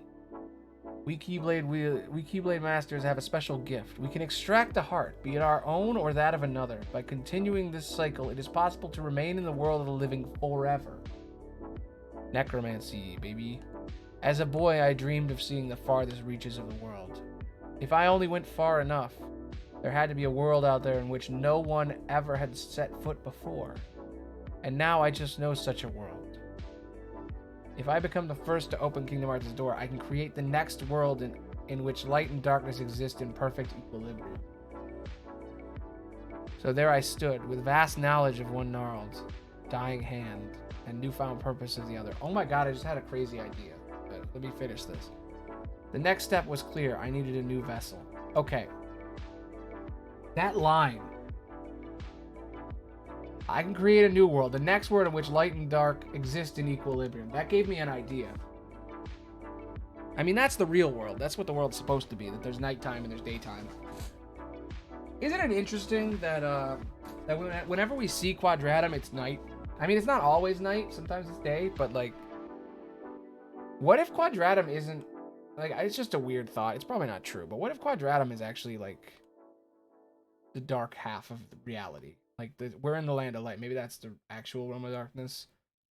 And the realm of darkness we know is actually the land between, but I don't know. That seems a little crazy. It's probably just the weird fictional thing they're going with. But it's just a thought. Unimportant. Anyway, where were we at here? Dying. He's old and he wants a new body. And that when I met with Ventus and made him my pupil, we were destined to meet, and I could sense the potential within him. But the boy was too benign for his own good. I came to the conclusion that he was too frail to serve as a vessel, and I decided to use him as a second purpose I had in mind. I was going to take over his body, but he's super weak, so I'm like, nah. I would remove the darkness from his heart and split him in two. Then I would have a heart of pure light and a heart of pure darkness, so I could do my evil shit. Number 10. We're almost done, wow. As was to be expected, Ventus lacked the constitution for such an ordeal. Was unable to remove the darkness inside him and create Vanitas, heart of pure darkness. But Ventus drifted into the clutches of sleep. So he ripped the darkness out of him, made Vanitas. I know that. Ventus' heart of pure light and Vanitas' heart of pure darkness, if both could be made strong enough to one day clash, I knew the Kai blade would be forged. Yep, that's his dream. Loves that letter. His favorite. Thank you, Icy. I will drink some water. Good idea. Let me get some. I have to go. I'll be right back. 1 second. Water. Down here. Water.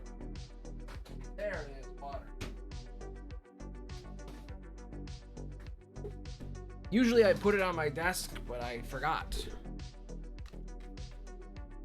Hello. Let me get my water bottle. Watcher. Boop, boop, boop. I've been reading for a long time. 3 hours. Almost done.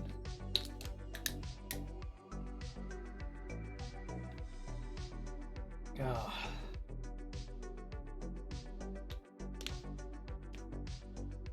You know, apparently when you're voice acting, when you're like reading, you're not actually supposed to drink a lot of water. I don't know what you're supposed to do. But yeah, it'll take a minute. You know, people coming in chat is actually giving me a moment to breathe. Oh, this is the last stream I'm doing for a while, by the way. Taking 2 weeks off, starting tomorrow. We've finished Kingdom Hearts month. This is it. This is the last day. Reading some lore. Figuring out if I missed anything so I can write essays and make sense. So far, we've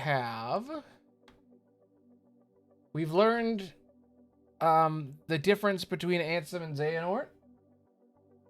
Specifically, there's logs, there's basically reports where it's like Ansem the Wise wrote the first one, and then Xehanort wrote the rest, and pretended to be him, and then Ansem the Wise has his own reports that talk about the previous ones, and how he found out about them.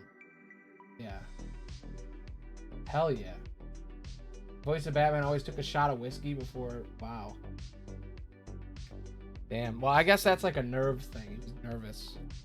Aw. Kevin Conroy. Nervous. Amazing. So yeah, then I read the secret ones. We're reading the Xehanort reports right now. I read all of Roxas's diary, which was a while.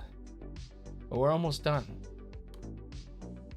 There's only like 3 left. Alright, let's finish this part. Yeah, exactly. Even Batman gets nervous. Hell yeah. Alright. So far, Xehanort is a crazy old man who wants to make a sword. He cut a kid's heart in half. So this is him talking about it. I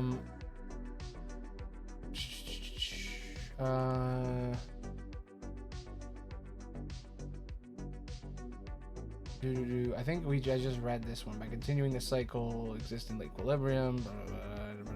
Yeah, okay, I read that part. All right, here we go. As was to be expected, Ventus lacked the constitution for such an ordeal. I was able to remove the darkness inside him and create Vanitas, heart of pure darkness. Ventus drifted into the clutches of sleep. So he went into a coma because I ripped out half of his heart. His heart of pure light, Ventus' heart of pure darkness. If I could make them fight each other, I could make the Keyblade. But Vanitas took too much of Ventus' heart, and from the fracture I could see the last of Ventus' light was slipping away. The boy deserved a place for his final moments peacefully. Damn. And what should come to mind but my own boyhood home? So he returned back to Destiny Islands to dump a body. He was like, oh man, I accidentally killed this kid. I know what I'll do. I'm going to go to my hometown and drop his body off because nobody's there, and then I'll leave. Wow. What an asshole. My legs took me there unbidden. And there I stood on the same beach where I had made those choices so many years ago. I thought, not a single thing has changed. Here in this quiet world, time marches in place. It's the perfect place to hide a body.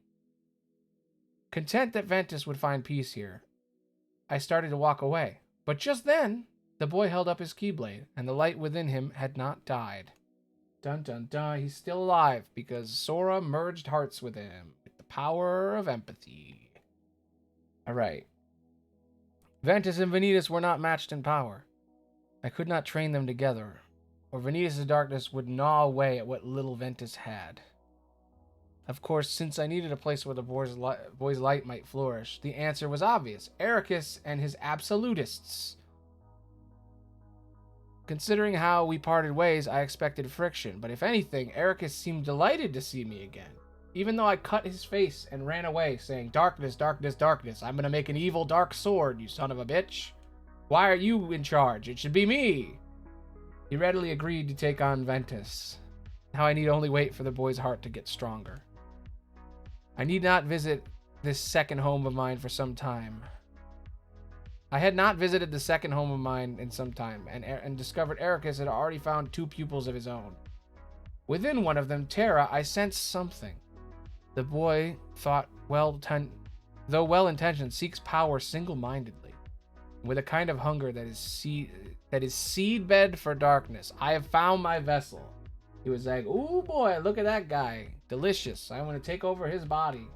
He looks like me when I was younger. It's perfect. Alright. I see that this is a little boring, but I'm glad Icy at least came on to be like, hey, here's some water. It's nice. Final report. The time has come. Receive word from Ericus that his pupils are to become true Keyblade Masters. Terra and Aqua. They will be easy now to lure into the outside world. But Ventus, I will get nowhere without him. Vanitas can feel some of what Ventus feels, and he says Terra is the key. Ventus has loved Terra like a real brother ever since he kept him. Has loved him like a real brother ever since he let him keep his wooden Keyblade. It seems we have found a loose thread at which we can tug to unravel Ventus's heart. Interesting that they say like a real brother. Because, you know, Riku's whole thing about, like, I'm not really Sora's brother thing, where he thinks of Sora like a brother early on, but then it changes. That feels like a stab at that line. Like, he's like a real brother. Like, look, this is an actual brother relationship. Not like Sora and Riku, which is different. Because I know later they say that. They say that Riku says in one of his journal things that he doesn't think of Sora like a brother anymore. Anyway. The first step is to get Terra alone. Then we need to plant the seeds of doubt in Ventus. Let him carry his faint light as he chases his brother into darkness. Let the darkness make his light stronger. Then let the light deepen the darkness. And where the two finally meet is where the stuff of legends become real. Totally forgetting about Aqua. You fucking sexist. He doesn't even think about Aqua at all. He's like, oh, whatever. Aqua won't do anything. Not like she's the most powerful fucking Keyblade wielder in the world right now. But whatever. She won't stop me. She does, by the way. Well, there you go. Pretty simple. I didn't learn that much, but it reinforced what I already know. You know, that's the point of all this, is to make sure I don't have anything wrong. And I've learned a few things. It's encoded in my brain. It's etched in my heart. I am compelled to continue. We are almost done. We have 1 hour left, and there are 13 reports. We are definitely going to do it. All right, here we go. Let's, that's the end of that one. This might not work as a podcast. We'll see. I'm going to end the recording there and start a new one. Whip. Whop. Okay. Whoop, whoop. Hey! Welcome to I Hate Reading, the show where I read, not because I want to, but because I have to. We're almost done. This is the end of the stream. I've been doing 4 of these. This is the 4th one. I'm going to read the secret reports from Kingdom Hearts 3, and we will uncover even more knowledge of this Kingdom Hearts universe. What secrets does it hold? What secrets does it hold? Who knows? Who knows, bro? I know. We're about to find out. That's what I know. All right. Let's go. I gotta change my title. All that shit.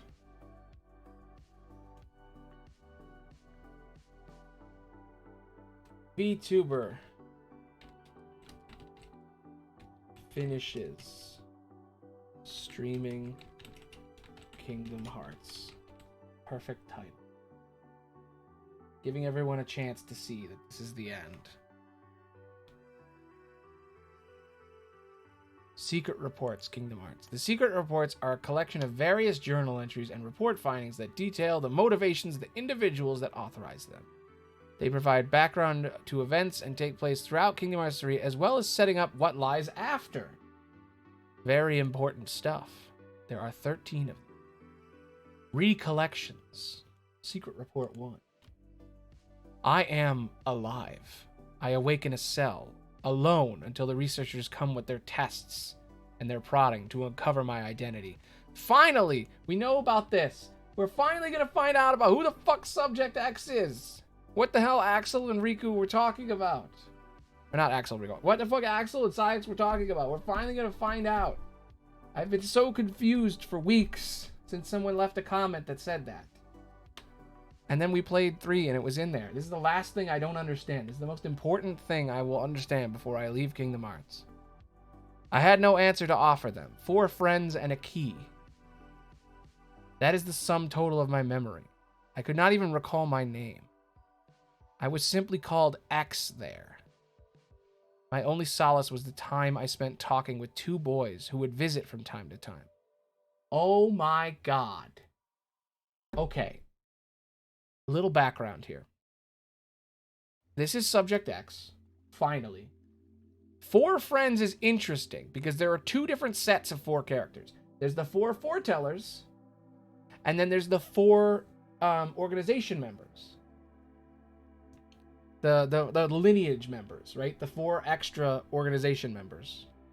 Marluxia, Demyx, Larxene, and Luxord. So those could be the 4 friends she's talking about. They could be. The 2 boys is see, it says Lee Isa. Yeah. One day, a man. I love that they put in notes here. Thank God they put in notes. One day, Braig came to take me from my prison. I could not see him for the darkness, save that he wore an eye patch. Even now, years on, I feel no closer to understanding who or what I am. May my heart be my guiding key. Holy fuck, they are from olden times. They are from olden times because they say the fucking line. Unknown. Okay. Very fascinating. That's the most interesting thing ever. Okay, so she was the 10th subject. That's what X means. She talked to 2 boys. They tried to save her. That's why they got caught up in the organization in the first place. And Braig was involved. It's part of the experiments, because there were 5 people there at the time. It was Evan, Alias, and Dylan, the 2 guard guys. So there was the muscle, there was the brains, which was Evan.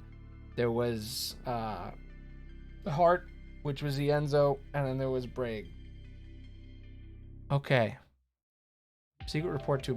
Mark of Mastery Journal. Some days have passed since I set off on my journey to prepare for the Mark of Mastery examination. Ericus asked to leave to undertake the same pilgrimage, but apparently I am the first to tour the first to tour the worlds written in the old fairy tales. Until a few short years ago, I known only my own world, a speck of land surrounded by sea. So this is Xehanort reading this. This is his story. But how I dreamed of, yearned for a world beyond, and granted guidance for the future, I left my nest behind, and I treaded to the path of my master's side. I came in contact with darkness in many forms. I knew even then, as by instinct, terrifying as its power was, it could be harnessed, mastered. Ericus is a blue blood, descended from the very first masters in the age of fairy tales. But I did not come this far to indulge in adulation. I will be his peer, his equal. And to do that, I must learn to wield the power born from the darkness and light in proper balance. Xehanort. I really feel like Riku is related to Xehanort now. Okay, Ericus is a blue blood, which implies that there are family lines. Riku lives, his house has a balcony. He could be rich, he could not be. He's from the same place Xehanort is from. Something is there. There's definitely something there. Anyway, I like that these are like different stories. Secret Report 3. Experiments of the Heart Notes on Subject X. Excerpt 1. Yes! Subject was found in the central square shortly after dawn. Female. Approximately 15 years old. After 7 days of observation, she spoke her first words, but could not provide a name. I think it's Larxene. Maybe. Subject exhibits signs of profound amnesia and displays concern about the world this is. Her words suggest that she departed from her home world with others, though she cannot recall the names of her Ernst companions. That's what Missing Link is. Missing Link is going to be this. All efforts to explore these memories have been met with rejection response. After his initial experiments on me, Ansem the Wise ceased his research into the heart. His hands strayed by some fear I cannot fathom. This is the reports that we're missing. Yet this new subject is like me, devoid of memories. She is the perfect sample upon which to continue my master's work. She too could benefit from it, but traversing the heart, we may have a different path into memory. I myself have begun to reclaim my lost past thanks to the very experiments. Who is she? Whence has she come? These are questions no scientist could ignore. And the words she muttered, may your heart be your guiding key, Xehanort. Interesting. Xehanort is experimenting on a 15-year-old girl who appeared in Hollow Bastion around the time he's experimenting. And he's experimenting a few years before. Ienzo's a baby. Ienzo's like the perfect timepiece because you can kind of see like how fast the aging is for him. Just shows how much time has passed, right? And it's like, and then Riku and Sora too. It's like, okay, it's been 10 years since Aqua disappeared. So this is like 5 years after Birth by Sleep or something. It's like somewhere around there, like 2 or 3 years. So if she stayed with them until she was 19 or 20, she could be Larxene. She's not Kairi. Kairi was 8. She could be Larxene. There's the only other female we know from that time. Unless she's a new character, she's one of the foretellers. Unless she's Ava. I don't know how old Ava was. I don't think Ava was 15. I feel like she was older than that. Okay. Experiments on the heart notes of Subject X, Excerpt 2. Subject's memories have not returned, and our conversations remain less than lucid. What fragments can be gleaned evoke a begone world, just like one of the fairy tales? As impossible as it seems, the question may not be where she came from, but when. If she truly has crossed through time, she's Ava. That prospect of probing her heart is all the more compelling. My pilot studies used a handful of subjects, but none possessed the fortitude to endure them. Ultimately, all suffered mental collapse. I knew it would be a heavy blow to lose a subject as unique as she. Upon discovering the tests I have been conducting, my master demanded that I cease my work immediately and destroy what research I have completed. This is after the 8th log. Worse still, he ordered to release the remaining subjects. She is gone. Where is Subject X now? How wise Master Ansem hidden her away? Has wise Master Ansem hidden her away? Whatever the case, I will not be deterred. I will take her place as the first subject in the grand experiment to come. He was going to turn her into a nobody. He was going to turn her into a nobody, but he didn't because she got away. All right, Memoirs, Excerpt 2. The castle was a wonderland to us children. Is this Axel? This is Cyax. Okay. The castle was a wonderland to us children. Within the walls, Ansem the Wise conducted his research. And its fruits bore allowed everyone inside to live in peace and happiness. That alone was enough to stroke our interest. Though not all the rumors that escaped its walls were so benevolent. By night, the muffled sounds of human wails emerged. There was talk of dangerous human experimentation. Ooh, this is good. Lee and I couldn't help but hatch a plot to steal inside and sate our curiosity. The two who stood guard at the gates were researchers themselves, though you wouldn't think of it if you look at them. That makes sense. They're not guards. They're actually just big buff research men. That's good to know, actually. Massive and barrel-chested as they were, and slipping past that duo was the only first hurdle. It proved one not easily cleared. We were found and tossed out on our ears time and time again. On the day we finally secured our entry, we descended the long spiral stair at the heart of the castle and began to find space below it, lined with cages. There wasn't light enough to see if they were inhabited, and we were in no position to call out any occupants within.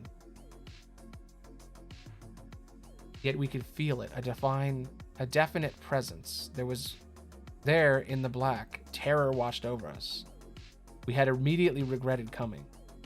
But just as we turned to flee, we heard the faintest voices. The urge to run was nigh overpowering, but someone or something beckoned us on. There, framed a tenuous sliver of light, we found her. There, framed by a tenuous sliver of light, we found her. Okay, so they found her. Oh my god, this is so good. Memoirs, Excerpt 2. It was too dim to make out her features. We spoke to her in hushed whispers. Who was she? Why was she imprisoned here? She had no answers for us, had no memories at all. She was an enigma, but I knew I wanted to help her. She's Ava, I'm telling you. And so we continued our infiltrations.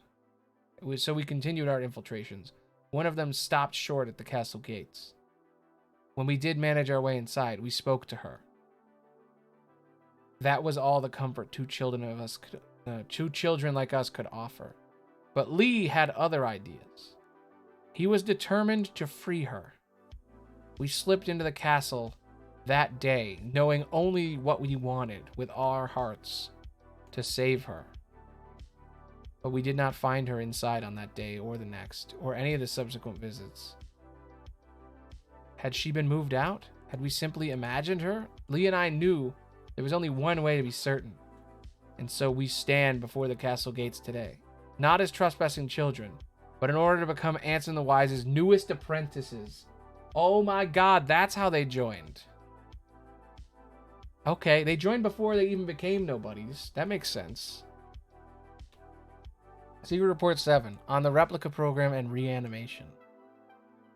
Following my erasure and recompletion as a human. Wow, this is way later. I did not awaken right away. Perhaps the damage was exceptionally grave.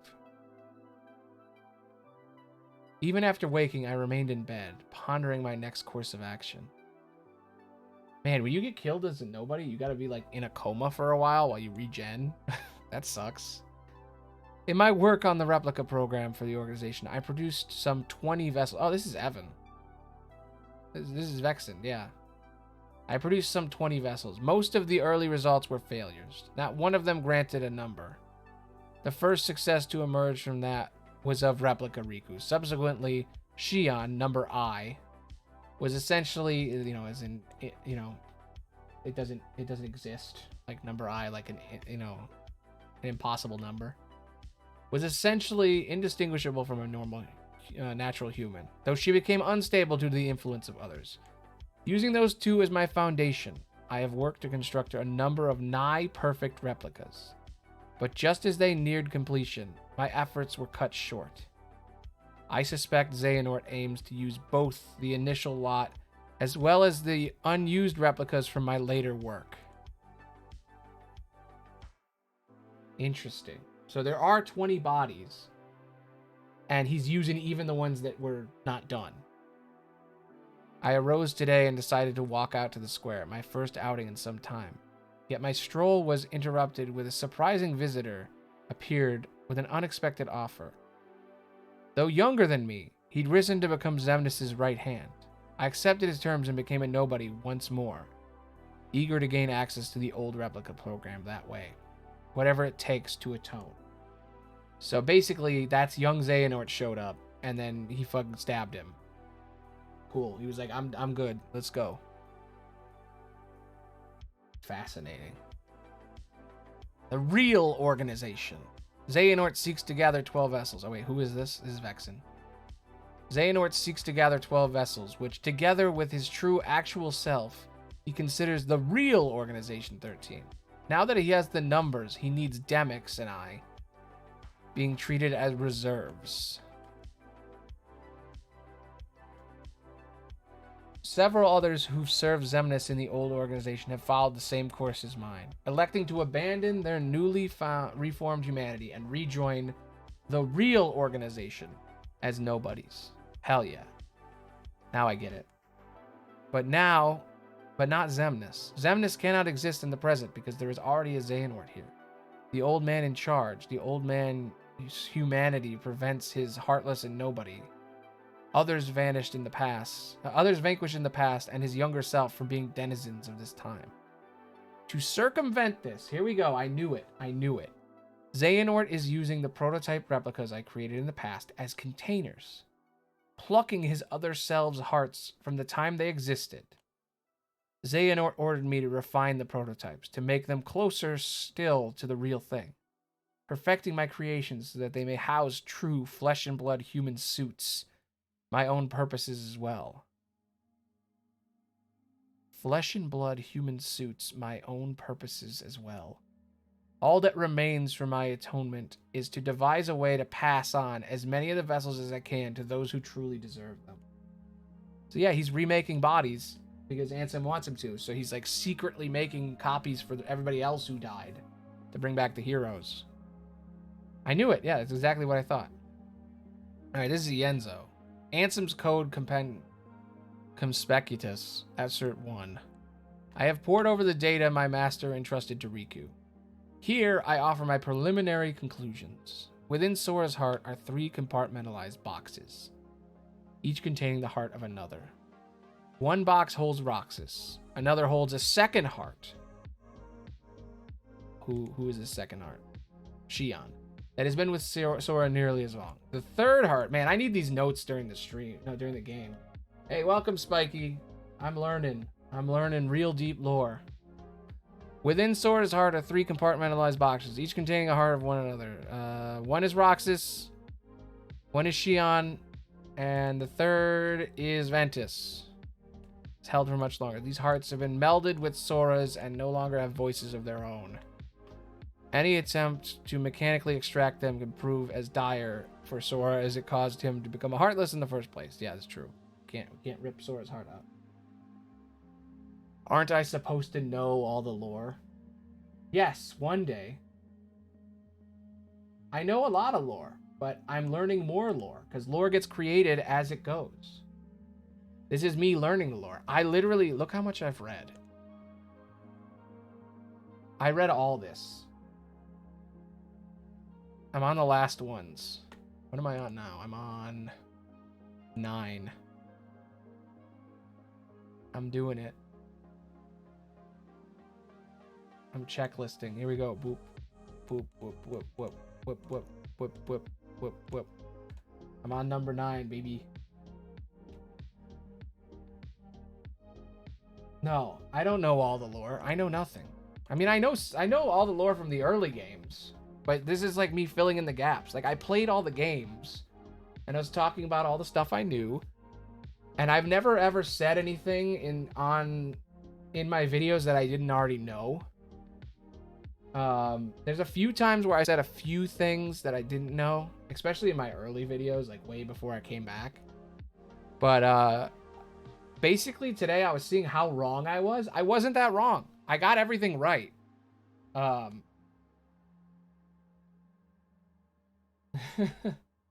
I don't know the Pantheon lore nor the real lore. You're right. I don't know none of it. Sorry. Well, I'm about to learn the lore. This shit is so fascinating. Okay, here we go. First a vessel of each heart. Okay, so what is happening here? Second heart. Okay, this is Zexion or Ienzo now, talking about what his plans are for everybody. I'm almost done. Okay, first a vessel of each heart must be ready. Then a spark of some sort required to induce its waking. Obviously, the ideal solution is to restore each heart to its own body. But whatever the case, the two unknown individuals, Roxas possesses no such thing. The same is true for Naminé, who we believe resides in Kairi's heart. Still, if alternate bodies can be secured for them, all their hearts require to be awakened is that spark. People they cared for or cared for them, who can show them the way home. Complete and perfect digitalization of the heart is impossible. Complete and perfect digitalization. Yeah, he can't turn them into data. What lore do I actually know? Pretty much everything. I'm about to learn the last bit I didn't know. The only thing I don't know is the Union Cross stuff, which during my break I will study. But I'm pretty good with most of the lore. It's all up there. I think I'm doing pretty good. So yeah, he can't digitize a heart because hearts can't be digitized apparently. Who's nobody? I mean, nobodies are the people. That's just it. Oh, you mean in the thing? What is that? That is the description of a nobody, I think. Yeah, a nobody is what remains of body after the darkness gets removed. That's what that is. All right. Thus, no way forward to extract the hearts so desperately we directly from Sora. Fortunately, the data stored in Twilight Town contains a near-perfect record of memories of those who live there, and for Roxas Anomaly especially, this is crucial. Yeah, whatever. I don't really care about Ienzo's notes. Not important. Am I a nobody? Kinda. I mean, if you want to talk about my actual lore, technically, I'm kind of based on some Kingdom Hearts stuff. Not really. I mean, I'm a shadow of a person, which makes me, basically, I'd be a Heartless if I was anything from Kingdom Hearts. Human me would be a nobody. Yeah, human me is probably a nobody.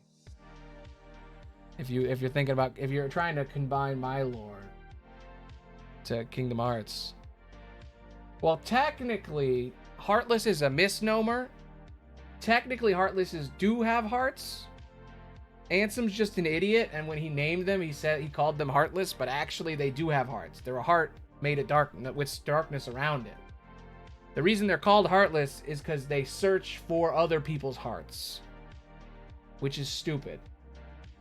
And the point, it's stupid on purpose. It's supposed to be stupid because the whole point is that when Ansem finds out what they actually are, he doesn't change the name because he's a freaking asshole.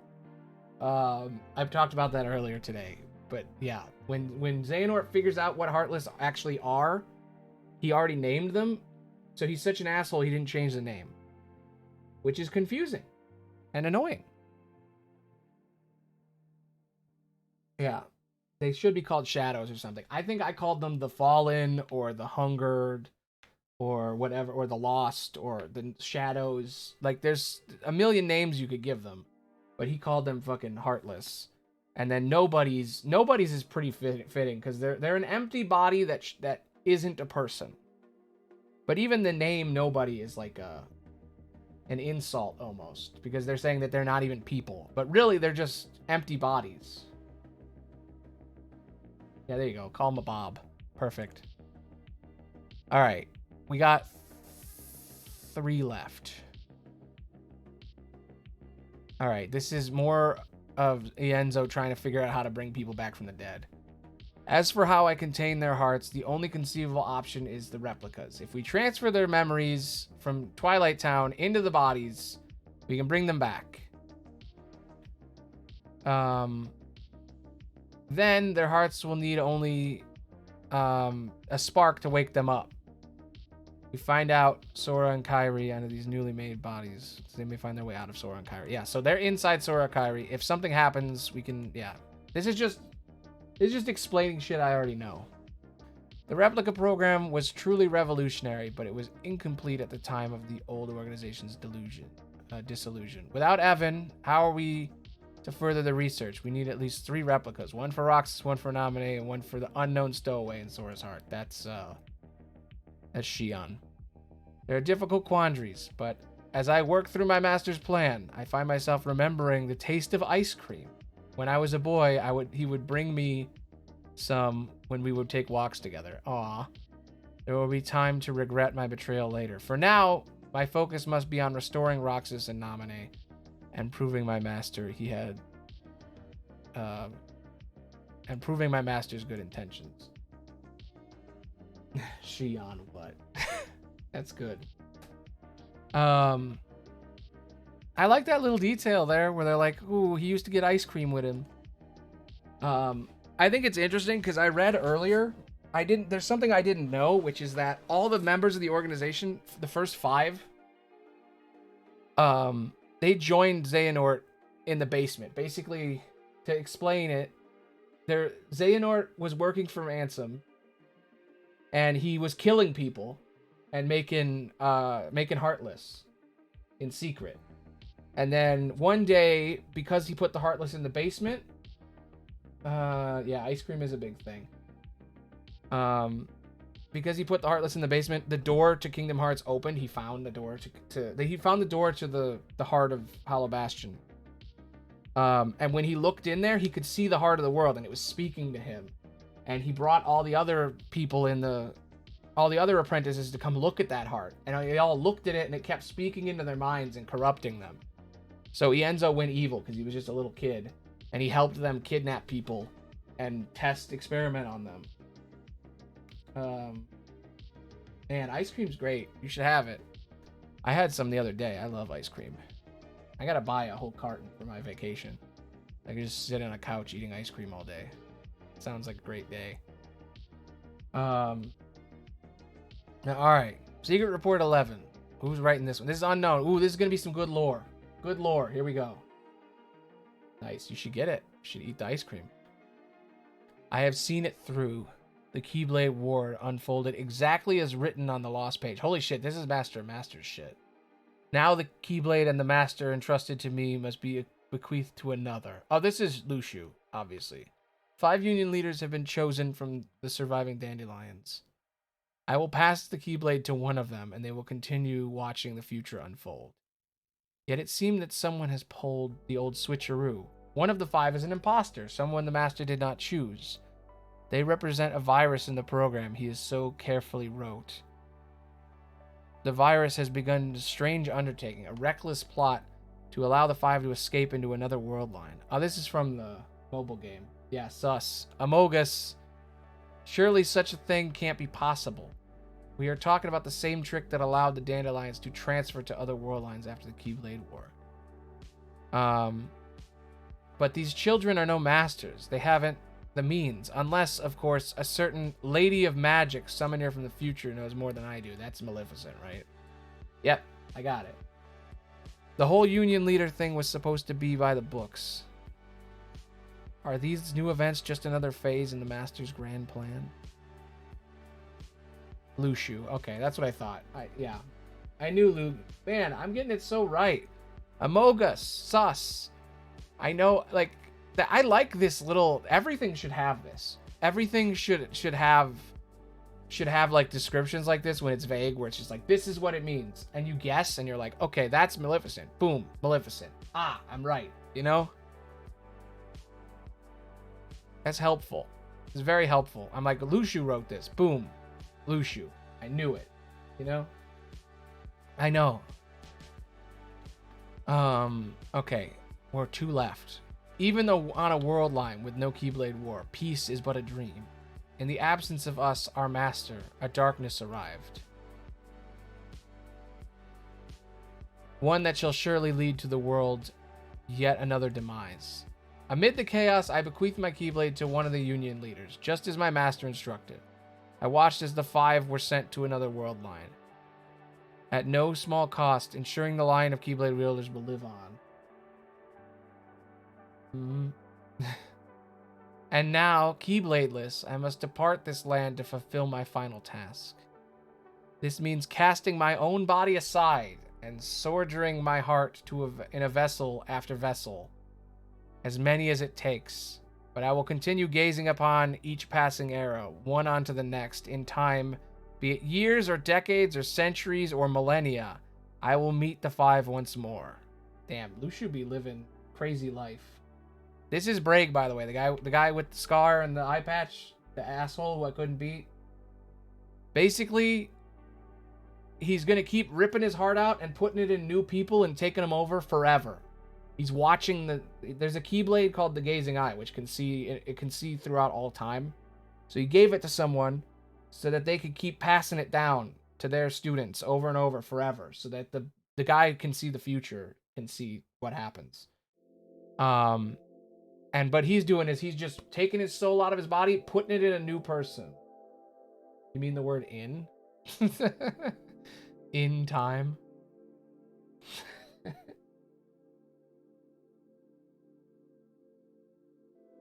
He means like eventually. However long it takes, I'll be back. Somewhere in this cynical history of bequeathings, a chosen one will appear and reenact the Keyblade War. When this scapegoat arrives and takes my Keyblade in hand, it's Xehanort. That will be the time to take the stage and finish my role. The Master of Masters will awaken. So yeah, when this scapegoat. I love that that's what they call Xehanort. Xehanort is just like a means to an end. He's like, alright, so he knows everything that's going to happen because his master can see the future. I just saw your message. Like, can you use it in a sentence? In. When something is inside something else. And then use it in a sentence. I go in the door. I go in the room. I am in the room. There you go. Yeah, the Master of Masters will awaken. So basically, they knew all this shit was gonna happen, and they let him do it all. Elaborate. All right, here we go. This is. I think this is. Oh, this is Lucian. This is Luxu. It's so hard to say names. It's Lushu. I put Zexion and Lushu together in my mind. I said Lucian. Wow. Okay, this is the last one. It seems this body, this name, will be my last. The lives I have lived over the ages could fill volumes, but for now I must focus on what matters most. The Keyblade has been successfully passed down, generation to generation, and it seems a Keyblade master devoted to the darkness may finally arise. Until now, I have watched over the course of events from a distance. Perhaps the time has come to intervene. I need only play the role of a fool, desirous of a Keyblade's power. I will don the mask of his ally in order to watch over my Keyblade to come from close by. The Gazing Eye, a Keyblade forged from the eye of the Master of Masters. He passed it to me, as I have to others, and though it can see the future, all that will ever come to pass, scanning the ages in body after body, life after life, my task has been to keep vigil over the eye as it passes from hand to hand. It has been a long time, longer than I can express. God damn. God damn, that's horror. What devotion he has. But now at last the Keyblade War has begun, and Kingdom Hearts will open. A true and complete Kingdom Hearts. Born of the clash between darkness and light, I will soon be reunited with my old companions, and in that moment, my long vigil will reach its end. He will return. Dun, dun, dun. And we'll find out in 2 years when Kingdom Hearts 4 comes out and we've all beaten it and read all the lore. What will happen? It'll probably be a lot of nonsense and bullshit. So Subject X was literally 3 stories and that was it. And it's the most fascinating story in Kingdom Hearts. I can't believe all this time I'm like, who the fuck is Subject X? And it was just like 3 paragraphs. You read Spanning is Taking? Did I say that? Oof. Where? A complete Kingdom Hearts, a clash between light, assuming reunited with my companions. Spanning the ages in Body After Body. Did I really say taking the ages in Body After Body? Wow. Well, that's why I highlight the text, so that people can see what I'm reading. Because I'm fucking stupid and I can't read. Well, I've done it. I've read all the lore. There are some journals I haven't read, but they don't exist online. I tried to find them before the stream, and it doesn't seem like they actually exist. It seems like they're just like, it's like what the characters are saying to do next. Yeah, I'm sure I did that. I misspeak all the time. But yeah, look how much shit I read today. All the Ansem reports. These are about how Ansem is secretly using nobodies. Or no, he's kidnapping people and torturing them and turning them into Heartless. That's what this is about. This is about Ansem the Wise secretly plotting revenge as he spies on them and learns what nobodies are. This is about Xehanort planning to take over Terra's body and taking Ventus and ripping him in half. I think I read it all right, mostly. Roxas's Diary is the story of Roxas as he lives out the movie and slowly is confused the whole time until the end when he gets pissed off and says, fuck it, I'm going to figure this out on my own. And then he gets his memories erased. And then the last one is 3 short stories, basically. It's one story about Subject X, which is a mysterious woman who may be Ava, one of the prophecy people, or some new character. I thought it was Larxene, but I don't think it is. Maybe it was Larxene. They tracked her down later. It might be Larxene. Or as you call her, the Lorax. But Subject X is a woman being experimented on in the basement, and Saïx and Axel are sneaking into the castle to try to free her. But then she gets set free anyway, and then they join the cult. It could be Naminé. Who knows? It wouldn't make any sense, but it could be. If it was Naminé, like some people think Naminé looks the way she does because she's like connected to Ava somehow, because Ava's a whole character from the Among Us movie. She's the one who's like the main character in the Among Us movie that we watched. The game of Among Us, the ancient game of Among Us, which I still don't know who the imposter is. They say it in the mobile games, but I haven't seen the story yet. I have to find that. That's the one piece I'm missing from my Kingdom Hearts knowledge. But yeah, the second story is Ienzo trying to figure out how to create human bodies. There's a story about Evan behind the scenes. That's like one really short one. And then there's Xehanort's shit. No, Lushu's shit. Lushu telling what's going on next time. Yeah. Yeah, Naminé Gaslight Gatekeep girl bossed everyone to think it wasn't her. Exactly. Yeah. Oh. Well, it's been a hell of a journey playing through every single game of Kingdom Hearts so that I can understand the lore, so my videos make more sense.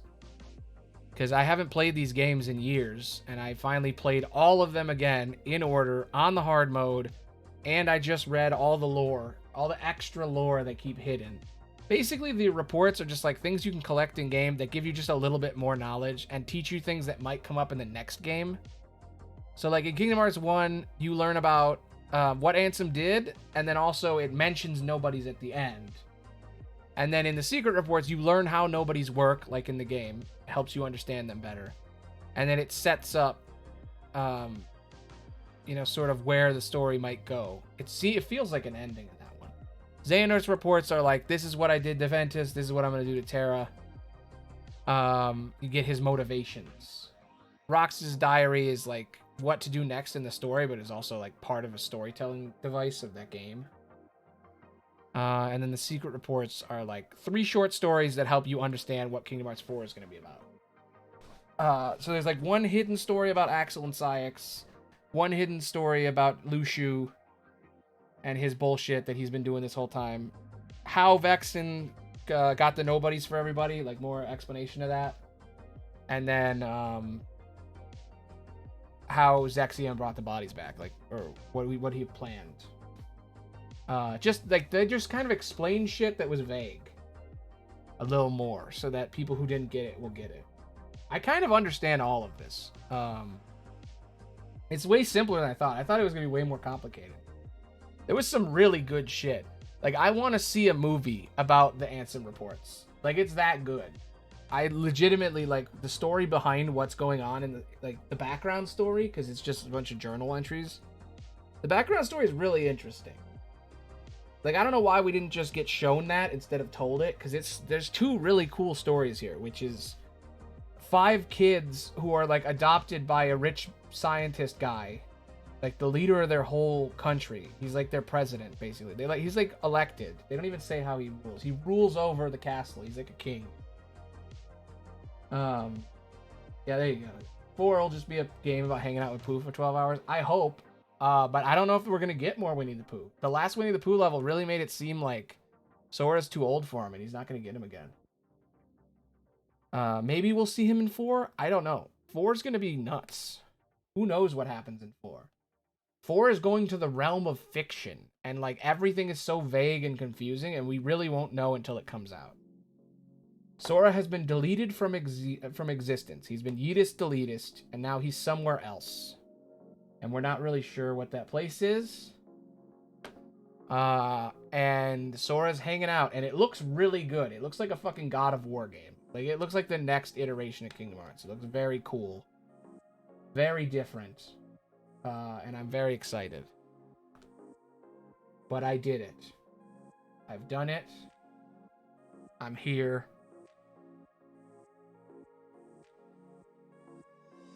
It's not that he doesn't like Pooh anymore. It's that when he was hanging out with Pooh, he felt their connection fading. I think he felt the connection fading because he was dying. Like, Sora was about to die, and Pooh could tell that Sora was like about to be deleted from reality. So Pooh was like, "I miss you, Sora. I'm gonna miss you. I feel like we're splitting up." And then Sora was like, "I'm sorry, Pooh." And then it just ended, and you're like, "What? But I want Pooh time." It's like, well, you're supposed to be sad. Because you're about to die, bro. Shit's about to get real. And then you get yeeted into nothing. Sora goes back in time to save Kairi, Back to the Future style. And he does it by reuniting her soul, which apparently her heart is like a flower, which I figured out today. I think the princesses' heart, all their hearts are flowers. I think Rapunzel's heart is the flower she found that gives her the power. I think Elsa's heart is the heart from is the snowflake that she has on the ground when she makes the tower. Yeah, exactly. Exactly. You want to be with Pooh. You don't care about them dying. Who cares? I know. I want more Pooh. I mean, there's Pooh video games you can play. There's tons of Pooh video games. It's like a ton of it. Winnie the Pooh's a big deal. Winnie the Pooh is actually one of the highest grossing medias. It's crazy how much it actually makes. Because it was a book first. I think it was a book first. Maybe it wasn't a book. Maybe I'm wrong. I don't know the history of the Wii. But yeah, there's some cool shit that we have learned in the last few days. I've learned a lot in the last 2 weeks. Like, up until... Hell yeah. I hope it's fun. Up until Kingdom Hearts... I think Birth by Sleep, I knew everything that was up to there. Like, I think I understood everything about Birth by Sleep. I think the second we played Dream Drop, from then on, I was learning shit. Because, like, Dream Drop, I knew most of it, because I played it pretty recently. I played it when I was a teen, you know, when I was, like, end of high school, I played it. So it wasn't that long ago. But 3, I was in college at the time, and I just didn't have time to absorb the information.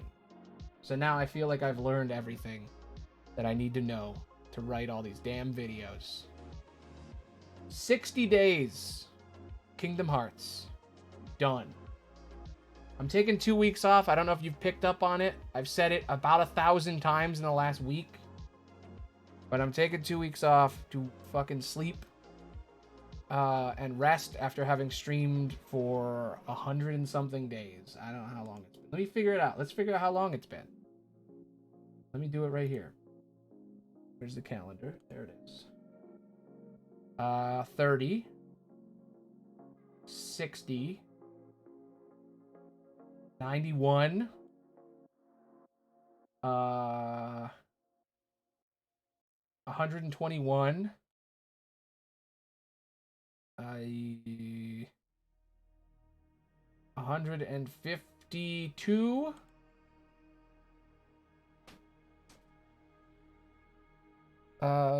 That's 160 plus 20, 180. Wow, it's more than 180 days. 181, 82, 83, 84, 85, 86, 87. 187 days.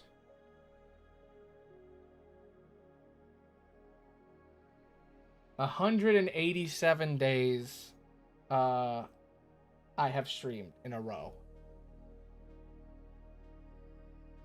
Yeah. Oh, you're right. Today is the 30th. So it's 186. Sorry. 186 days. I've streamed 186 days in a row. Hey, look, Scalfar's playing. You can see. That's a lot of days. That's a lot of days in a row to stream.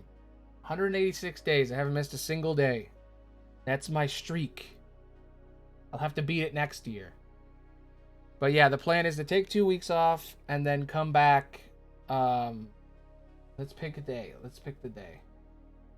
Yes, tomorrow and so on, I am not going to stream. Yes. I'm not streaming tomorrow, or I'm coming back because it's Monday. It's a new week, you know. So I'm coming back 2 weeks from now. So I will come back 1, 2, the 14th.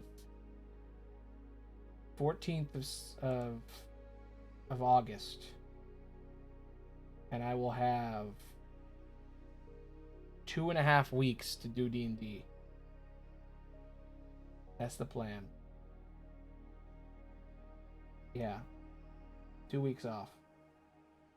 Come back on a Monday, you know? Your days are different than mine. For me, Monday is the day I'm not streaming. Sorry, for you it's off. Sorry, I run on Central Standard Time. It says it right back there. CST. Right there. Right in the back. Today is Monday for you. For me, it's Sunday. It's about to be Monday in 2 hours. For me. Because you're in a different time zone, Spiky. I don't know where you are. I mean, Antarctica, I guess. That's what you're always saying. That's a big time difference. All the way around the world, I guess.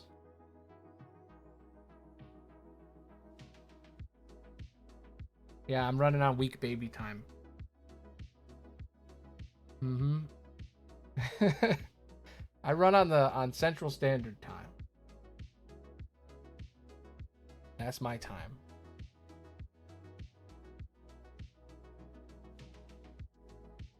But yeah. So yeah, 2 weeks. I'll be back on the 14th with some D&D. We're gonna do D&D Kingdom Hearts. We'll see if we can do Kingdom Hearts D&D. If it doesn't work out, we'll probably do Curse of Strahd D&D, which I never finished from like 2 years ago. I always wanted to finish that with Flem and them, the Q crew, or not the Q. What did I call them? What are they called? The Strahd crew, I think I called them. The Aloni players, my imaginary pals, them. They don't really get a name. They're just a group of friends. But all my imaginary pals. Some of them will come as guest stars in the Kingdom Hearts D&D. It's going to be fun. The idea so far is to do 3 characters that are Kingdom Hearts characters that are new, and then have the guest be rotating, and it's a different person. Yeah, the Flem crew. There you go. So like it'll switch out. So like Flem will come on to do one, and then Greg will come on to do one, and then like every day it'll be a different one of them that joins, and they're in a different outfit based on what world we're in. So it'll be like Flem comes in and she's gonna play one of the 7 dwarves, or like Greg comes in and he's playing Ariel, you know, like that. I'm gonna roll on charts at the end of every stream, and it'll determine what the next one will be. So it'll be random, but I have to somehow get together 100 worlds of maps, which I don't know how I'm gonna do that. I'm gonna figure out some system for it. I think if I just use all the Kingdom Hearts maps that already exist, I should be good. So I might just screenshot all the maps, and then just have it be based on that for my list instead of just making up shit. I don't know. I have 2 weeks to figure it out. I'll figure it out. But yeah, doing it. It's going to be a live show, 2 weeks of it. And then we'll come back and we'll do, I think I'm going to do VR month. Everybody wanted me to do VR month. I think that's the next one. Unless we go back to Bloodborne. I'm not sure. I'll think about it. I have 2 weeks to think about it, you know? But it'll be fun. Be some fun stuff.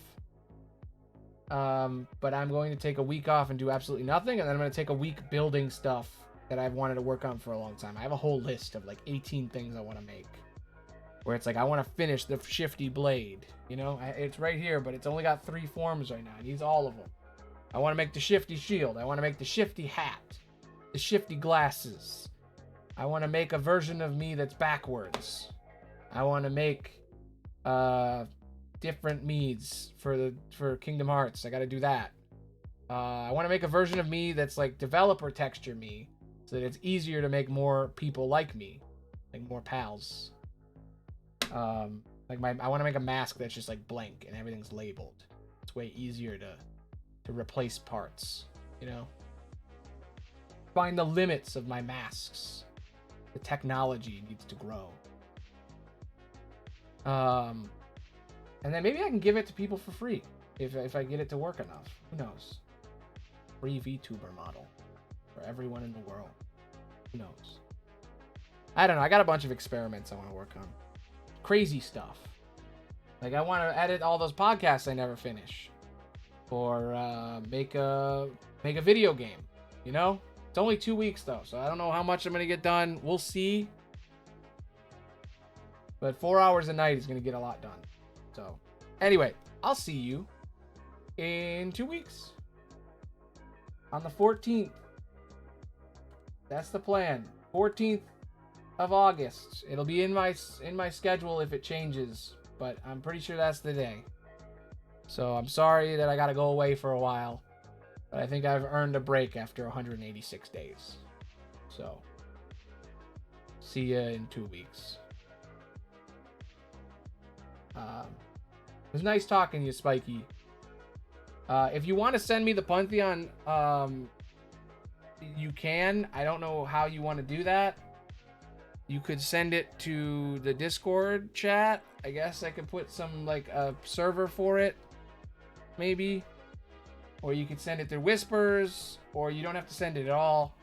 It was just fun. I know we've had a lot of it. It's cool. I like the Pantheon you came up with. It was fun. You know, there was Pinocchio. There was Namaste. You know, Namaste for the gatekeeping girl boss. The Lorax.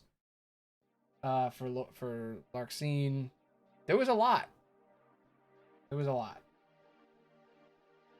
But it was fun. I'll be back.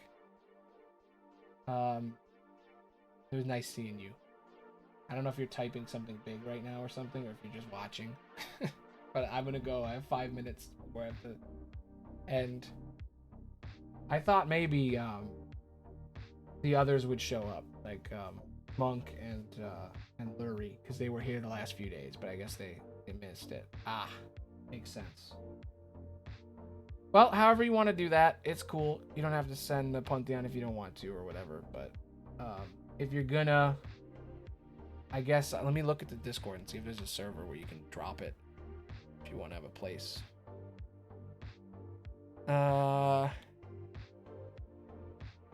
Memes, videos, mods, suggestions. Ooh, here we go. I'll add in suggestions and recommendations. I'm gonna add a thing that just says lore. Or no, you know what? I'll just add one here. It's a text channel that just says lore. Boom. Yeah, that's fine. You don't have to send it at all if you don't want to, you know? But I know you wanted me to see it or whatever, or I could use it for something at some point. But I know it's just a fun thing we've been coming up with this whole time, you know? It's been fun. Just a fun little distraction to help with the maddening insanity that was Kingdom Hearts. And I'd love to read it one day and just be like, oh, that's fun. But yeah, I made an extra tab in the Discord called lore, if anybody wants to add any lore in. But yes, you made it to 93,000. No, 936,000 points, right? Isn't that what that is? No, 93,600. There it is. 93,600 points. The K really messed with me. 93,600 points. That's a lot of points. Good for you. Yeah, there we go. 93,600. That's a lot. When I get back, you're definitely going to make it to 100,000. I don't know what you're going to do with it, but you will have a lot of power over the D&D game. I'll tell you that. I don't know if I'm going to keep redeems on for the D&D game or if I'm going to change them and make a new list or something. I want to learn some stuff about DMs during my break, or not DM, redeems during my break. For D&D. It's true. I know, I'm saying after a couple of streams, you'll probably make it. You'll get close.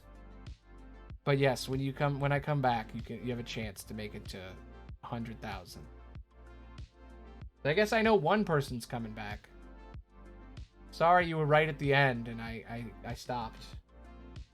Damn. It's close. I guess I beat you. I beat all of Kingdom Hearts before you could get to 100K. Bam. I did it. Yeah, after 100K, you'll go even higher. Forever and ever. A million years. That's fine. If you're having fun, that's all that matters. I'm glad someone is here regularly. It's nice. I mean, I'm cool with individual passersby. Bana was on earlier, and that was nice. They came on and were like, you should drink some water. And then they asked me about my vacation, told me about theirs, and then they left. I think Icy Shadow was on at one point. He just said get water, and then he left because he didn't want to listen to Kingdom Hearts lore. But yeah, lots of people. 8 billion points, one for every human alive. It's definitely gonna happen. You're definitely gonna make it to 8 billion. Twitch will last that long, I'm sure. Some people think Twitch is gonna disappear one day. It's gonna just be yeetus deletus away. Who knows? And I'll just go on YouTube. Anyway, this was fun. I will see you in 2 weeks, not tomorrow.